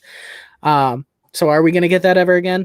Maybe, maybe not, depending on, because Disney owns ABC and Hold on. like Let me all ask that stuff too. So it's like, Cyber, what did you hear about the whole thing with Ghost Rider and Hulu? Or excuse me, not Ghost Rider. What did you hear about the whole thing with the Punisher and Hulu? What is going on there? The last thing I heard, and this was like, I don't know, at least a couple months ago. Basically, Hulu is supposed to be putting out a Punisher TV series that is going to be done through ABC, but they're putting it on Hulu instead of ABC. And there was talks of Barenthal coming back to play him again. But there was no like exact what was going to, like, if that was really going to happen or whatever, but that there was talks that were going on that he was coming back to play it and for another season. He should. Hulu. They should bring him back. Yeah. Because I mean, it was very successful, the show itself, the 2 seasons that they did on Netflix. And when Marvel got the rights back, now they can really do anything they want with it. So they're thinking, let's do a show again, kind of to reintroduce him again, to get him back in the fold. But then eventually I think they want to put him into some of the MCU movies. But that, I don't know how they're going to fit into the MCU. I really don't, Cyber and Perry. I don't know how they're going to fit the Punisher into the MCU now that Disney has Marvel Studios. You know what I'm saying? Like, the Punisher is kind of like an odd man out kind of character, because I mean, you can't do the Punisher service unless he's killing people and like shooting people with all kinds of crazy guns and shit like that. Like, that's the Punisher. Well, when he was on Netflix, it was still Disney. They just put it on Netflix instead, because they didn't want to put it on like all that stuff. So I don't think it's like out of the realm of possibilities, but finding a place for him would be tough. They would have to find somebody that he could fit in with, because Blade has to be rated R. Like, Blade is going to have to be rated R. Right. So I don't know if I think they're going to have to start like being more comfortable with that as a company for Disney. I mean, Kevin Feige and the president of Disney has said that like Deadpool is going to be rated R. Like it has to be. A new division? Did you hear about that, Perry or Cyber? That they might create a new division of Marvel Studios where that were all the rated R type content. Yeah. Well, they created a new it's not in the US yet, but a Disney Plus like extension for their rated R content or their PG-13 or whatever they want. Like, it's basically, instead of putting it on Hulu, they're transferring it over to, I think it's called Star, for Disney Plus. It's over in the UK and Australia, I believe. Like, Europe has it and Australia has it, but the US doesn't have it yet, for whatever reason. But that's, instead of putting like their Netflix shows like on Netflix, or their scarier stuff like the New Mutants, that's not on Disney Plus, that's on Hulu. Because Disney owns Hulu too, so they're throwing all that stuff. I'm gonna watch it, man. I didn't know it was on Hulu. I gotta watch that thing, man. I want to see it. Or it was on Hulu. I don't know if it is anymore. It was on Hulu at a time. I think it wasn't like last month or something. But Perry, hold on, Cyber. I want to ask you guys a question. Do you think they can do Ghost Rider service with a PG-13? If they drop PG-13 out, if they do a Ghost Rider film, honestly, I mean, because they already tried it. You know what I'm saying? With Nicolas Cage, basically. Yeah, Ghost Rider is one of those interesting characters, like Blade and like Deadpool, that really services on the grotesque. And so to try to do a PG-13, like when they did the Nick Cage ones, they didn't do justice because they just couldn't get as graphic as they should have with Ghost Rider. Because if you look at the comic books and you see them and stuff, they are really very graphic. Oh yeah, comics. very violent. Just like Deadpool and just like Blade is. They're very dark, sinister because they're dealing a lot with the occult. They're dealing with devils, hell, and all that kind of stuff. So I mean, it's something that's on the darker side. And I mean, don't get me wrong, the first Ghost Rider film was okay. I prefer the second film actually out of the two. I thought Spirit of Vengeance was a little better because it was darker, and I thought Dean and Neville Dean did a good job of bringing that a little bit more darker tone to the film. So I mean, the fact that you could get there with PG-13 just won't serve it justice. So I mean, if they want to do a Ghost Rider, they really should go for the R and just do a hard R, just like they would with Deadpool. Yeah. Well, Perry, how popular is Ghost Rider? I mean, is he popular to the point where like people know who he is and will want to go see a solo Ghost Rider film in the MCU? I think they have to attach the right name to it to get people excited. I think that would be the key. That would be the key to that. Just like with Blade, Blade was really popular. With Wesley Snipes. Wesley Snipes. I don't know why I couldn't. And now they have Mahershala Ali doing it, and that's what got people really excited. That's what people were like, okay, this might actually be really good because they have like Mahershala Ali playing Blade. That's what gets people excited. So it would have to be the right people making it for sure. Oh yeah, and those Blade films still stand out to me. Those original Blade films, man, that set up the MCU. Like there'd be no MCU without those Blade films. Yeah, Blade and then the Sam Raimi Spider-Man movies. The combination of those two, and then the first two X-Men. Third one not so much. But the first two those like you said, those really, you're gonna get Cyber upset here. Cyber is very protective of the X-Men properties, the X-Men films.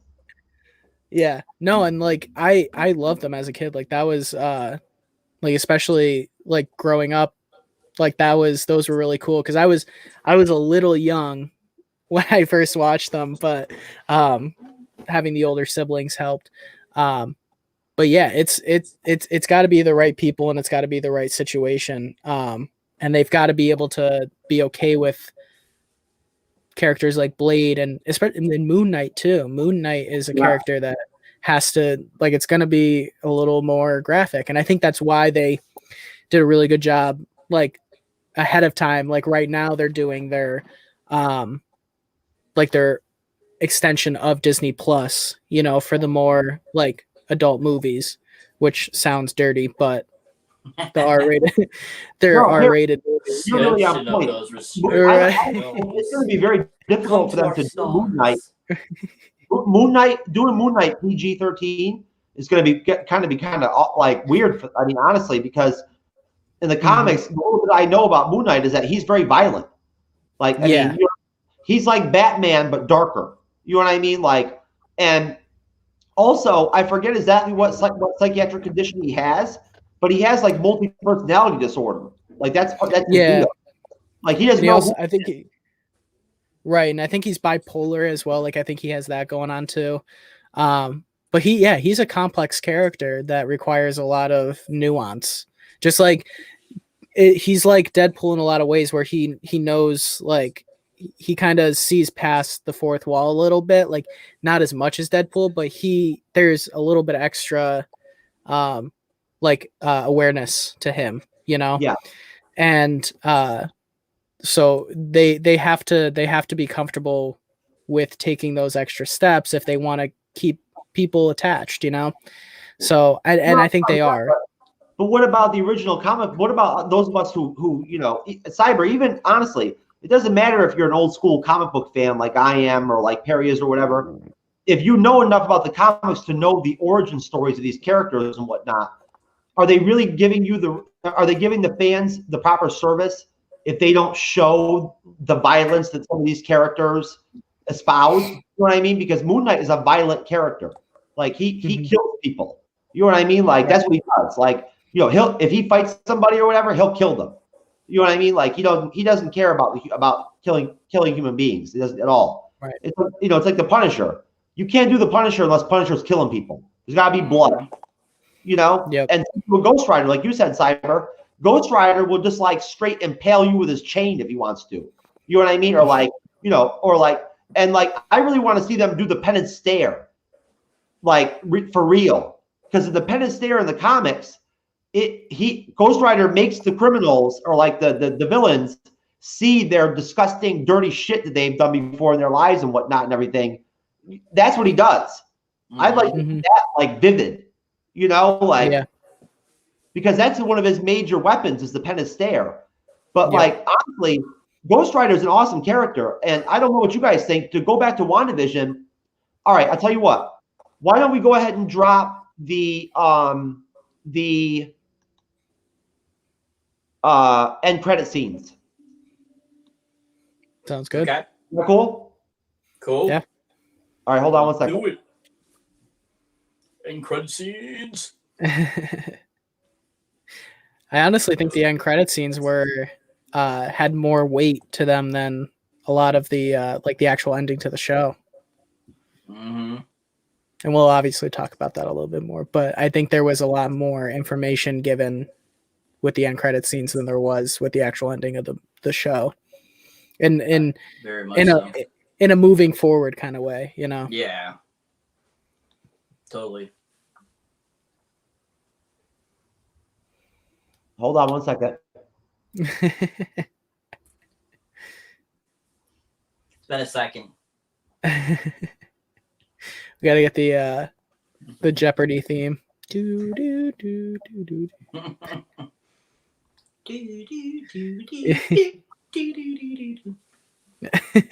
We just break out a song. Yeah. Hey, you know what? This logistics stuff can be kind of a pain in the butt. Oh, I can imagine. Oh no, that's not it. Hold on one second, guys. Give me 1 second.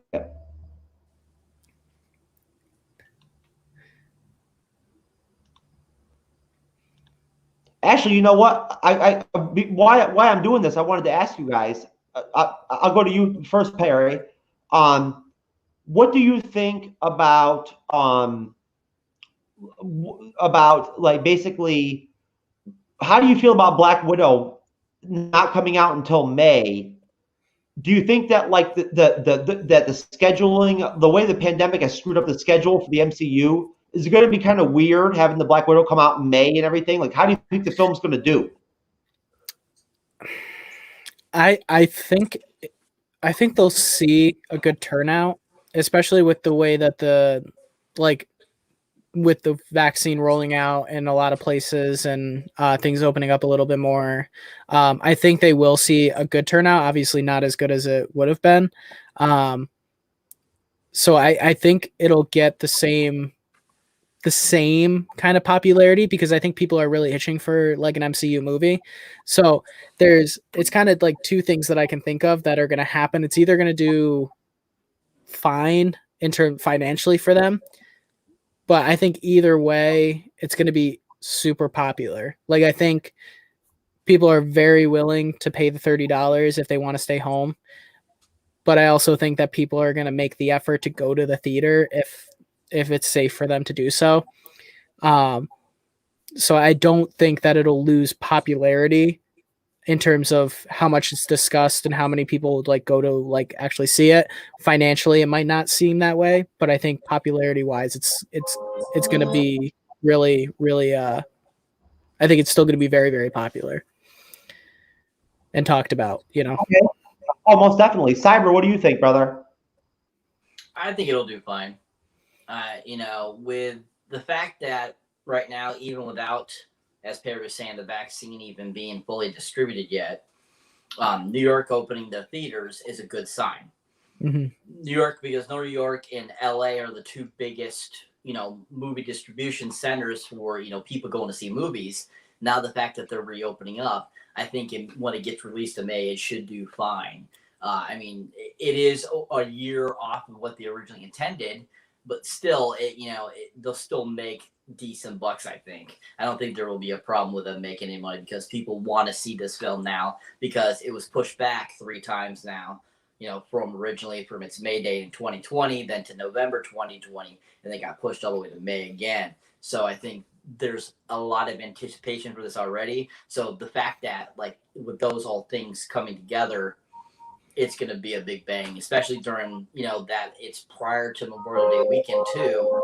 That's also going to be a big factor too. Most definitely. Yeah. I definitely agree with you. Sorry, guys. I hear music. Yeah. No, God, is that you? it's me. Yes, God.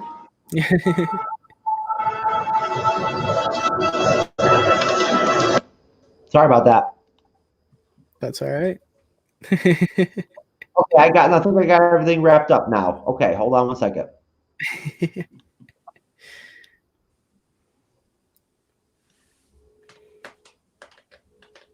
And for all you out there watching, hope you're enjoying. I'm having a great time. This is a lot of fun.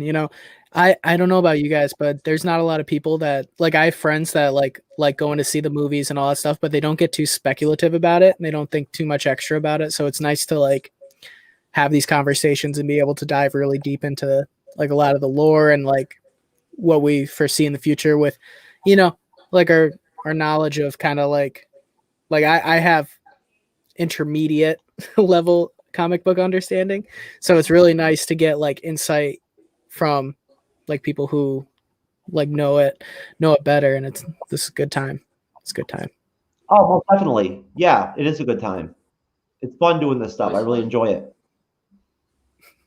Actually, even not just on MCU topics, any type of film.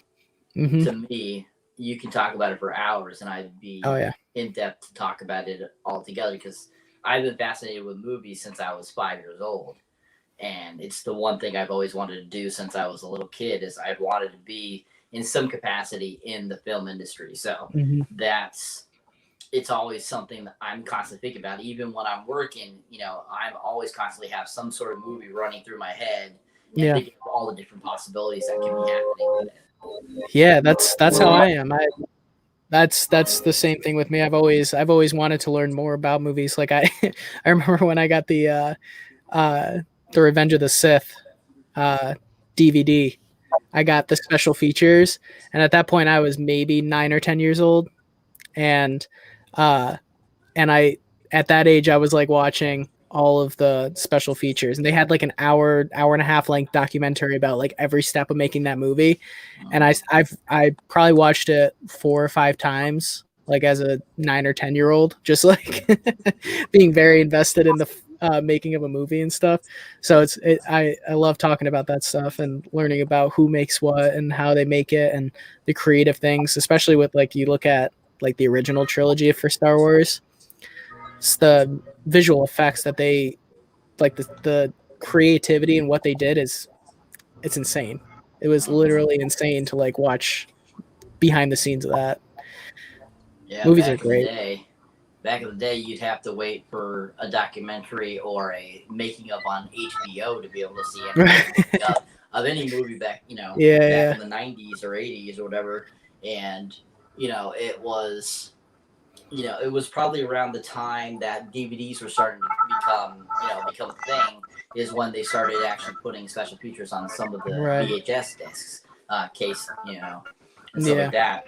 And I remember one of the first VHSs I had that had actually like a special feature was Phantom Menace actually. Oh yeah. And I remember thinking, "Whoa, special features!" I'm like, "What?" Because DVDs were still very new right then in '99. Right.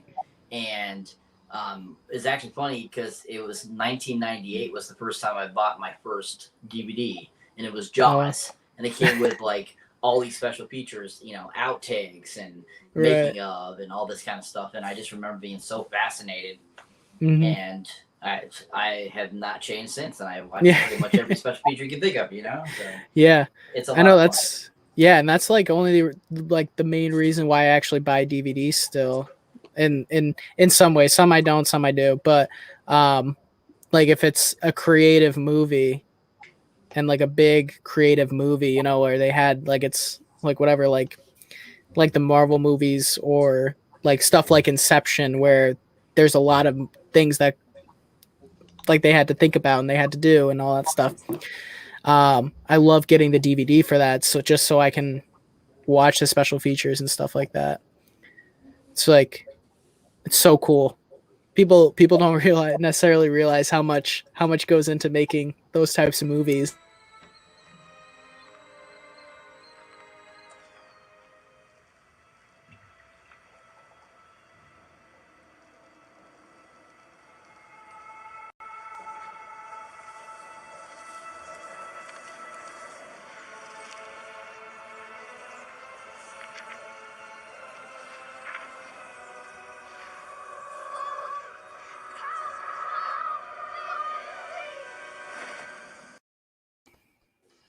Whoa! Okay, so I thought for a minute. I thought about just going ahead and busting out like a huge description of the Darkhold and going into like one of my notebooks and explaining it, but I don't think I really want to do that. For those of you who don't know out there, I hope that you do already. The Darkhold is the Book of the Dead in the MCU. It's from the Hell Dimension.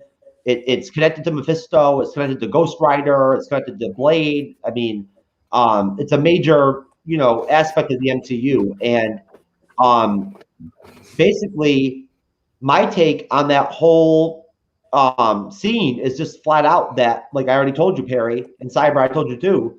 I think that flat out it's the fact that Mephisto has the kids, and she's learning how to use the Darkhold because she wants to get her kids back. That's the bottom line.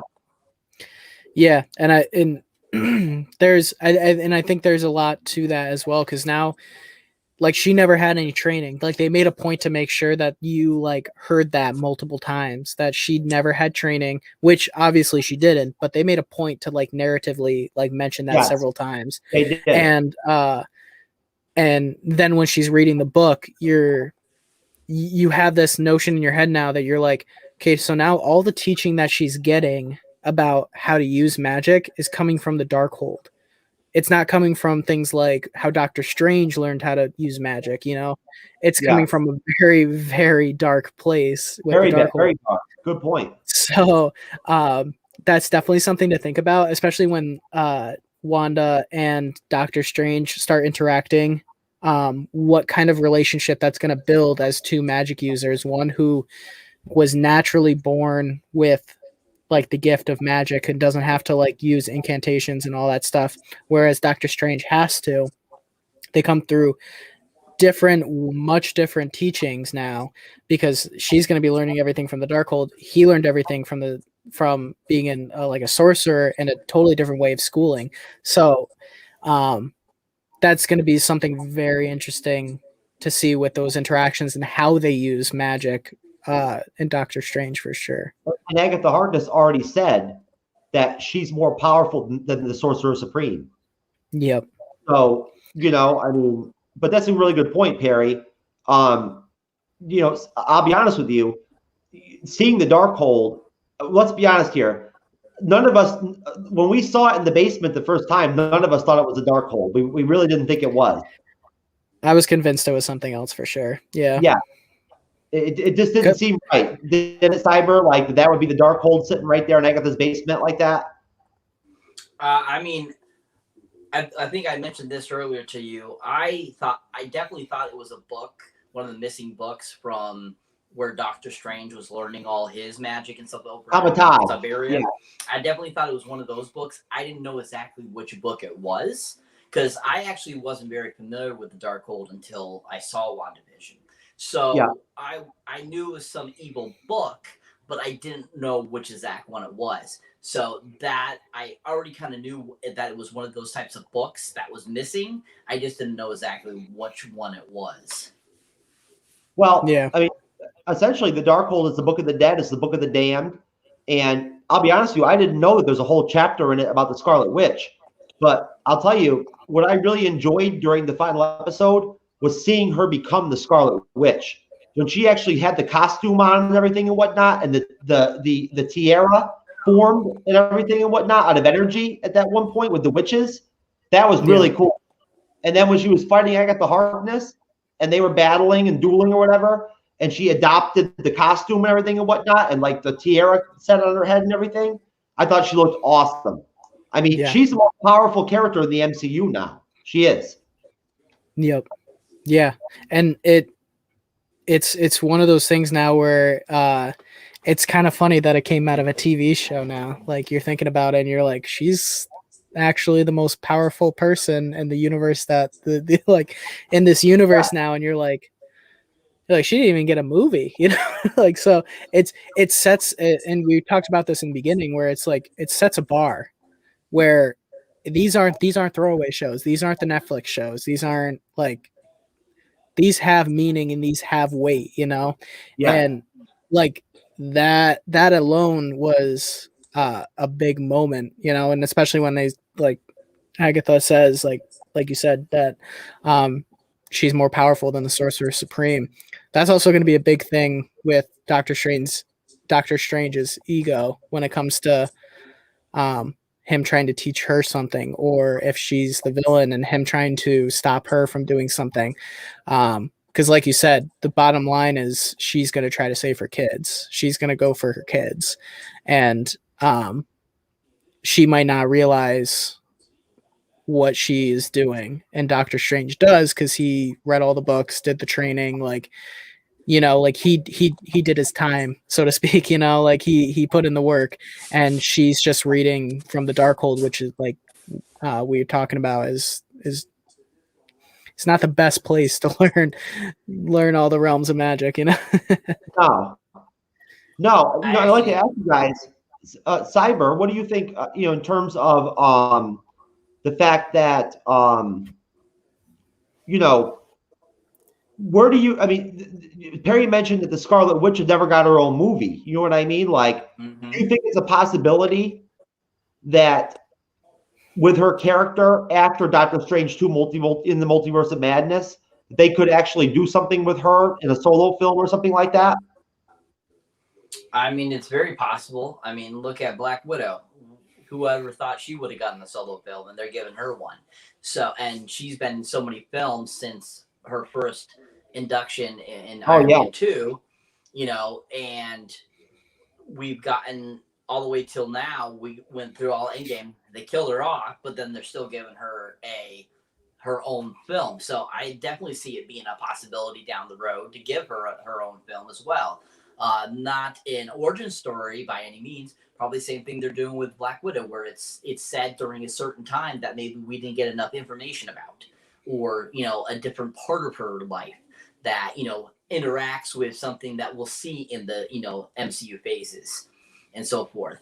But to get back to your talking about, you know, the children and so forth and stuff like that, and it being Mephisto. Yeah. I actually came across an article recently that makes a suggestion of what actually they think is going to happen with where they're going towards in the phase. I don't know if you guys know anything about this guy, but the Elder God Chthon. Yes. Ever heard of him? Yeah. So that's where Scarlet Witch. That's where Scarlet Witch originally gets her powers in the comic books. Yeah. So the Elder God, they're the few articles I've seen, they've actually put out like a couple of them now. They think actually that's who's going to be the main villain, is this Elder God, and that he's the one that's actually entrapping the kids that she has to save them from. I don't know how you feel about that, Jeff. I mean, because very possible. You've been back and forth about Mephisto. Very possible. Very possible. Yeah. It could very well be possible, because honestly, in the comics, the Elder God Chthon is who I was talking about at Mount Wundagore. Like when Wanda's mother gives birth to the twins, Chthon is like imprisoned at Mount Wundagore. His powers leak out to like Wanda and Pietro, and like they become enhanced from him. You know what I mean? Like on top of them being mutants from like Magneto. You know what I'm saying? So that is very possible. It could very well be. I'll be honest with you though. Like what I wanted to ask both of you, and Perry, I'll ask you to go first, and then Asira, if you want to follow him up. What were the things? What was the dialogue that really stood out to you during the episode? Like if you can remember on you know, off the cuff, Perry, what was the dialogue that really, like, for you from a certain character or whatever, that really got you going or stood out to you? So there was two that stood out to me. One of them was the Vision versus White Vision conversation about the boat of Thesis. And that was really cool because, you know, they kick and punch each other, and then Vision realizes that, like, they're just going to do this all day, you know, like Captain America. Yeah. Yeah. I could do this all day. Yeah. I know. They're just, I know. yeah. So I liked that kind of twist where he puts him in a metaphysical, like, kind of middle ground where it's like, they're talking about if you take all the parts away from a boat, and like replace it with new parts, is it still the same boat? And I thought that was a really cool conversation because that kind of brings a different nuance to the character. And you also see the White Vision gain some humanity from that conversation, you know, and it leads into him gaining the memories and everything. But then the second one was the final moments of like the hex closing up and Vision and Wanda having that conversation, and Vision going like asking what he is, and he doesn't act sad because he realizes that, like, what he isn't necessarily real or fake or alive or dead. It's the memory. He's the memory. He's the best and the worst parts of her memory of their relationship, you know. And I think that was just super powerful. And so those two conversations were the ones that really, like, kind of grabbed me and, like, kept me, like, listening and holding me in a little bit, you know. Cyber? There for myself too. Also, there's a couple lines that really popped out to me in the final episode. The first one being when Monica and Scarlet are talking, and, you know, Scarlet asks Monica, you know, are you mad at me? And Monica's like, if I was in the same situation I'd do the same thing to bring my mother back. You know, Yeah. So that was very interesting conversation because even Monica recognized, you know, what was happening to Scarlet Witch. You know, this was Greek. This was her way of trying to deal with it, and that she understood, and that, you know, she holds no ill will against her for what happened, because if I was in that situation, I would have done the same thing. And then I really enjoyed the conversation between Agatha and Wanda at the end too, when Wanda turns her back into the person living in Westville, telling her, "Oh, you're gonna stay here for your life. I'm not gonna put you in a prison. You're gonna stay here, and you're gonna be that character you picked for yourself." And that lines were just funny. And she's like, "No, don't do that," you know. And then she turns into the Westview version of Agatha, and that was just a great moment too, and a great reminder that this is how powerful Wanda is, you know. And at least she showed a little bit of kindness with Agatha, considering, you know, that she caused all this havoc that ended up happening. Yeah, Most definitely. You know, and I gotta definitely say that, Perry, I share with you the same feeling about that ending of Vision, kind of, I guess, dying, if you want to say dying. I mean, that was very powerful. You know, like when Wanda said, "You are the piece of the Mind Stone that stays with me forever," or whatever. You know what I mean? Like, that lives in me or whatever. That was deep, man. You know what I mean? Like, that was really deep. Like, I didn't realize that the first time that I watched the episode. I didn't notice her say that. The second time I did, that totally changed my entire view on Vision. The Wanda reality Vision, because at that point, you know, that kind of, like, that tells you something different about who he was. You know what I mean? That he was like a shard of, like, the Mind Stone in a way. You know, and I really think that, you know, just the whole dialogue in that during that whole scene was outstanding, and the writing for the whole episode was great. As far as I'm concerned, like I already told you, Perry, I think it was the best writing that they did in the whole series was in the finale. Yeah, it was great. Yeah. Yeah, very well done. And you know, it was definitely sad. I mean, I'll be honest with you. You know, I didn't cry or anything, but like, just the whole, just taking into consideration that whole dynamic that they had, you know, with what Vision was and everything and whatnot, it was very powerful, without question. Yeah. And you know, just to kind of like, you know, just to close things out, guys, since we're hitting the 2-hour mark and whatnot. You know, I just like to kind of, I guess, start with you, Cyber, and just ask you, you know, like, what are you really looking forward to beyond Falcon and the Winter Soldier in the MCU right now? Like, what stands out to you?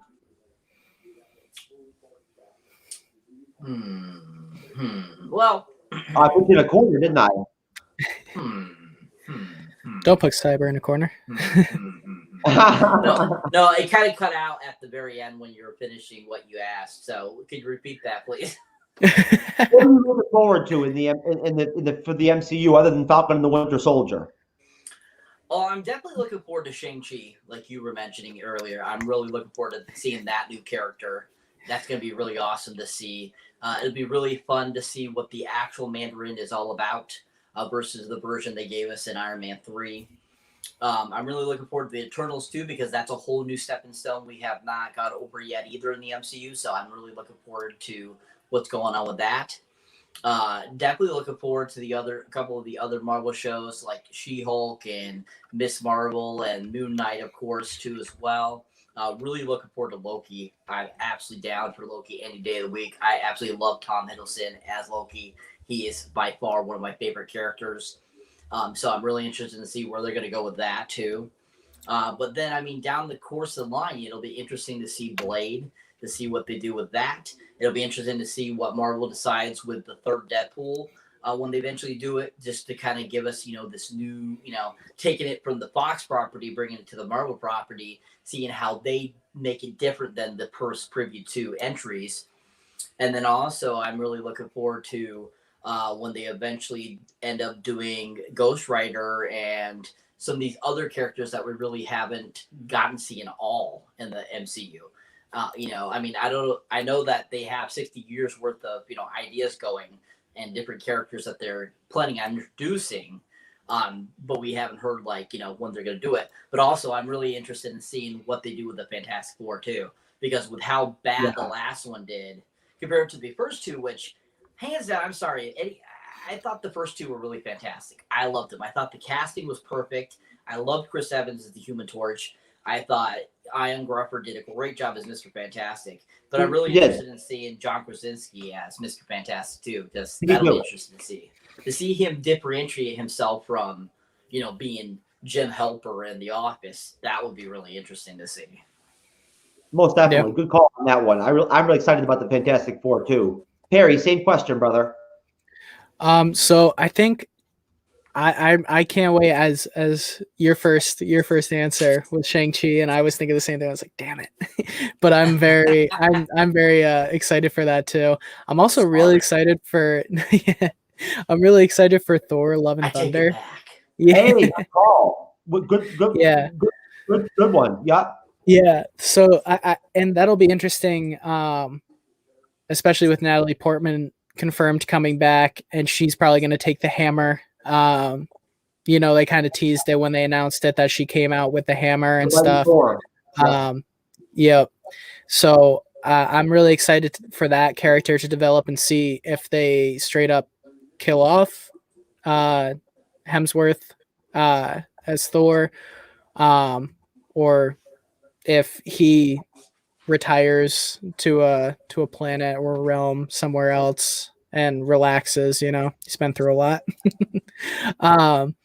But then another one is the What If series, the animated show that's going to come out sometime this year, and I'm really excited to see what that's all about. I've heard like with interviews with people that are involved with it, like doing the voices and stuff.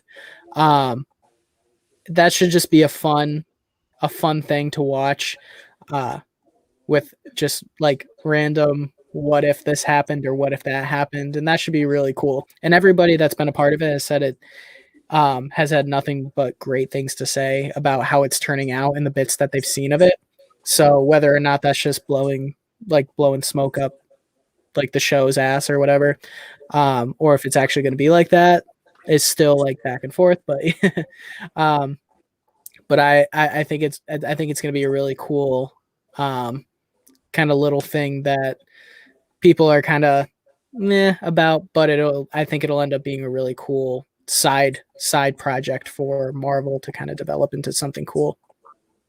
That's great. I think that's great, Barry. I think that really that was very concise, because I mean, you definitely pulled two properties out there that I wasn't even thinking about. And I mean, really, they're great, because I mean, Thor 4 is going to be awesome. No matter what, it's going to be awesome. Taika Waititi, Storm might be in it. You know what I'm saying? Like, I mean, Nova might be in it. Like, I mean, who knows who's going to be in it? And it's going to be a big movie. They're already saying it's going to be like an Avengers type movie. Like, that's what they're saying. So, like, I mean, you know, I'm totally thrilled, you know, at that whole prospect. I really am. For me, I mean, I agree with both of you guys. I mean, you guys basically covered it as far as I'm concerned. I always wanted to see the Falcon and the Winter Soldier. I was stoked for that from the beginning. When they first said they were going to make that series, I was like, okay, that's the one I want to see, Falcon and the Winter Soldier. You know what I mean? Like, that was the one that I was locked in on. You know what I mean? And I had no idea Wandavision was going to move me the way it did, or be as powerful as it was. You know, but I mean, I'm impressed. I mean, you know, I'm a loyal MCU fan. You know, like I'm as confident as you can possibly be with Kevin Feige at Marvel Studios. That's how I am. I think they can. I think anything they touch. Yeah, I think they just they're going to make it work. I just know they are. Yeah. You know, casting these major characters like Wolverine and shit like that, they're going to do a good job. I know they will. I know they'll find the right actor to play Wolverine. I know they will. Yep. They always do. Right. You know, I mean, if I had to just say what is the one thing I'm really looking forward to, that I'm like, you know, I'm excited about beyond Falcon and the Winter Soldier, I think the Eternals could really be a spoiler film. I really do. I really think the Eternals could be a spoiler movie that could literally be like a box office smash type movie. I think the timing of it and everything and whatnot, along with the pandemic, could really be where it could be a really big popular film. And those characters could really grow on people, because I mean, it's like another Avengers team almost, you know, like that's what they are, you know? And they have a lot of cool powers, those characters. They have some really interesting powers and some power sets and stuff like that. Angelina Jolie in the MCU is awesome. I love Angelina Jolie. You know, I don't care what the tabloids say or whatever. Like, I love Angelina Jolie. So I'm pumped to see her in the film. But anyways, guys, I want to thank both of you for coming on. Perry Ramsey, you are the man. Cyberneticshark, you son of a bitch. Yes, that's me. I love working with you, man. You're great to work with. Perry, I mean, you are like, I'm telling you right now, you guys are great. I mean, I'm telling you right now, I couldn't ask for a better crew than this right here. This is like an all-star team. This was great. I think we covered a lot. We covered so much stuff too, and I think we did a pretty good job, you know, having good conversations about it. This was so much fun. Hey, when you're working with good people, right, Cyber? I mean, it's not hard. Yep. You know, I mean, Perry, Hands down. jump on RIzzle, man. Come on, come join us on RIzzle. RIzzle. If we don't see you there, Perry, we're looking for you. We need I'll be there somebody soon for sure. to stuff off of, man. We need you on the app. Yeah, I'll have to look at it in this weekend or something and figure out what I want to do with it. All right. Okay. So well, sounds like a great opportunity. I mean, you can link it with your podcast if you want. That's to. right. I mean, that's what a lot of people do. They so you could do like a 1-minute intro to your podcast you're going to be doing, and you could introduce it and use it that way to help get yourself more people wanting to look at your podcast. Good point. I'm saying, a lot of people do that. So that's a really good idea. All right, everybody. Yeah, Listen, this is the MCU's Bleeding Edge with Cyberneticshark, Perry Ramsey, and Jeff Sloboda, and we are out. Peace.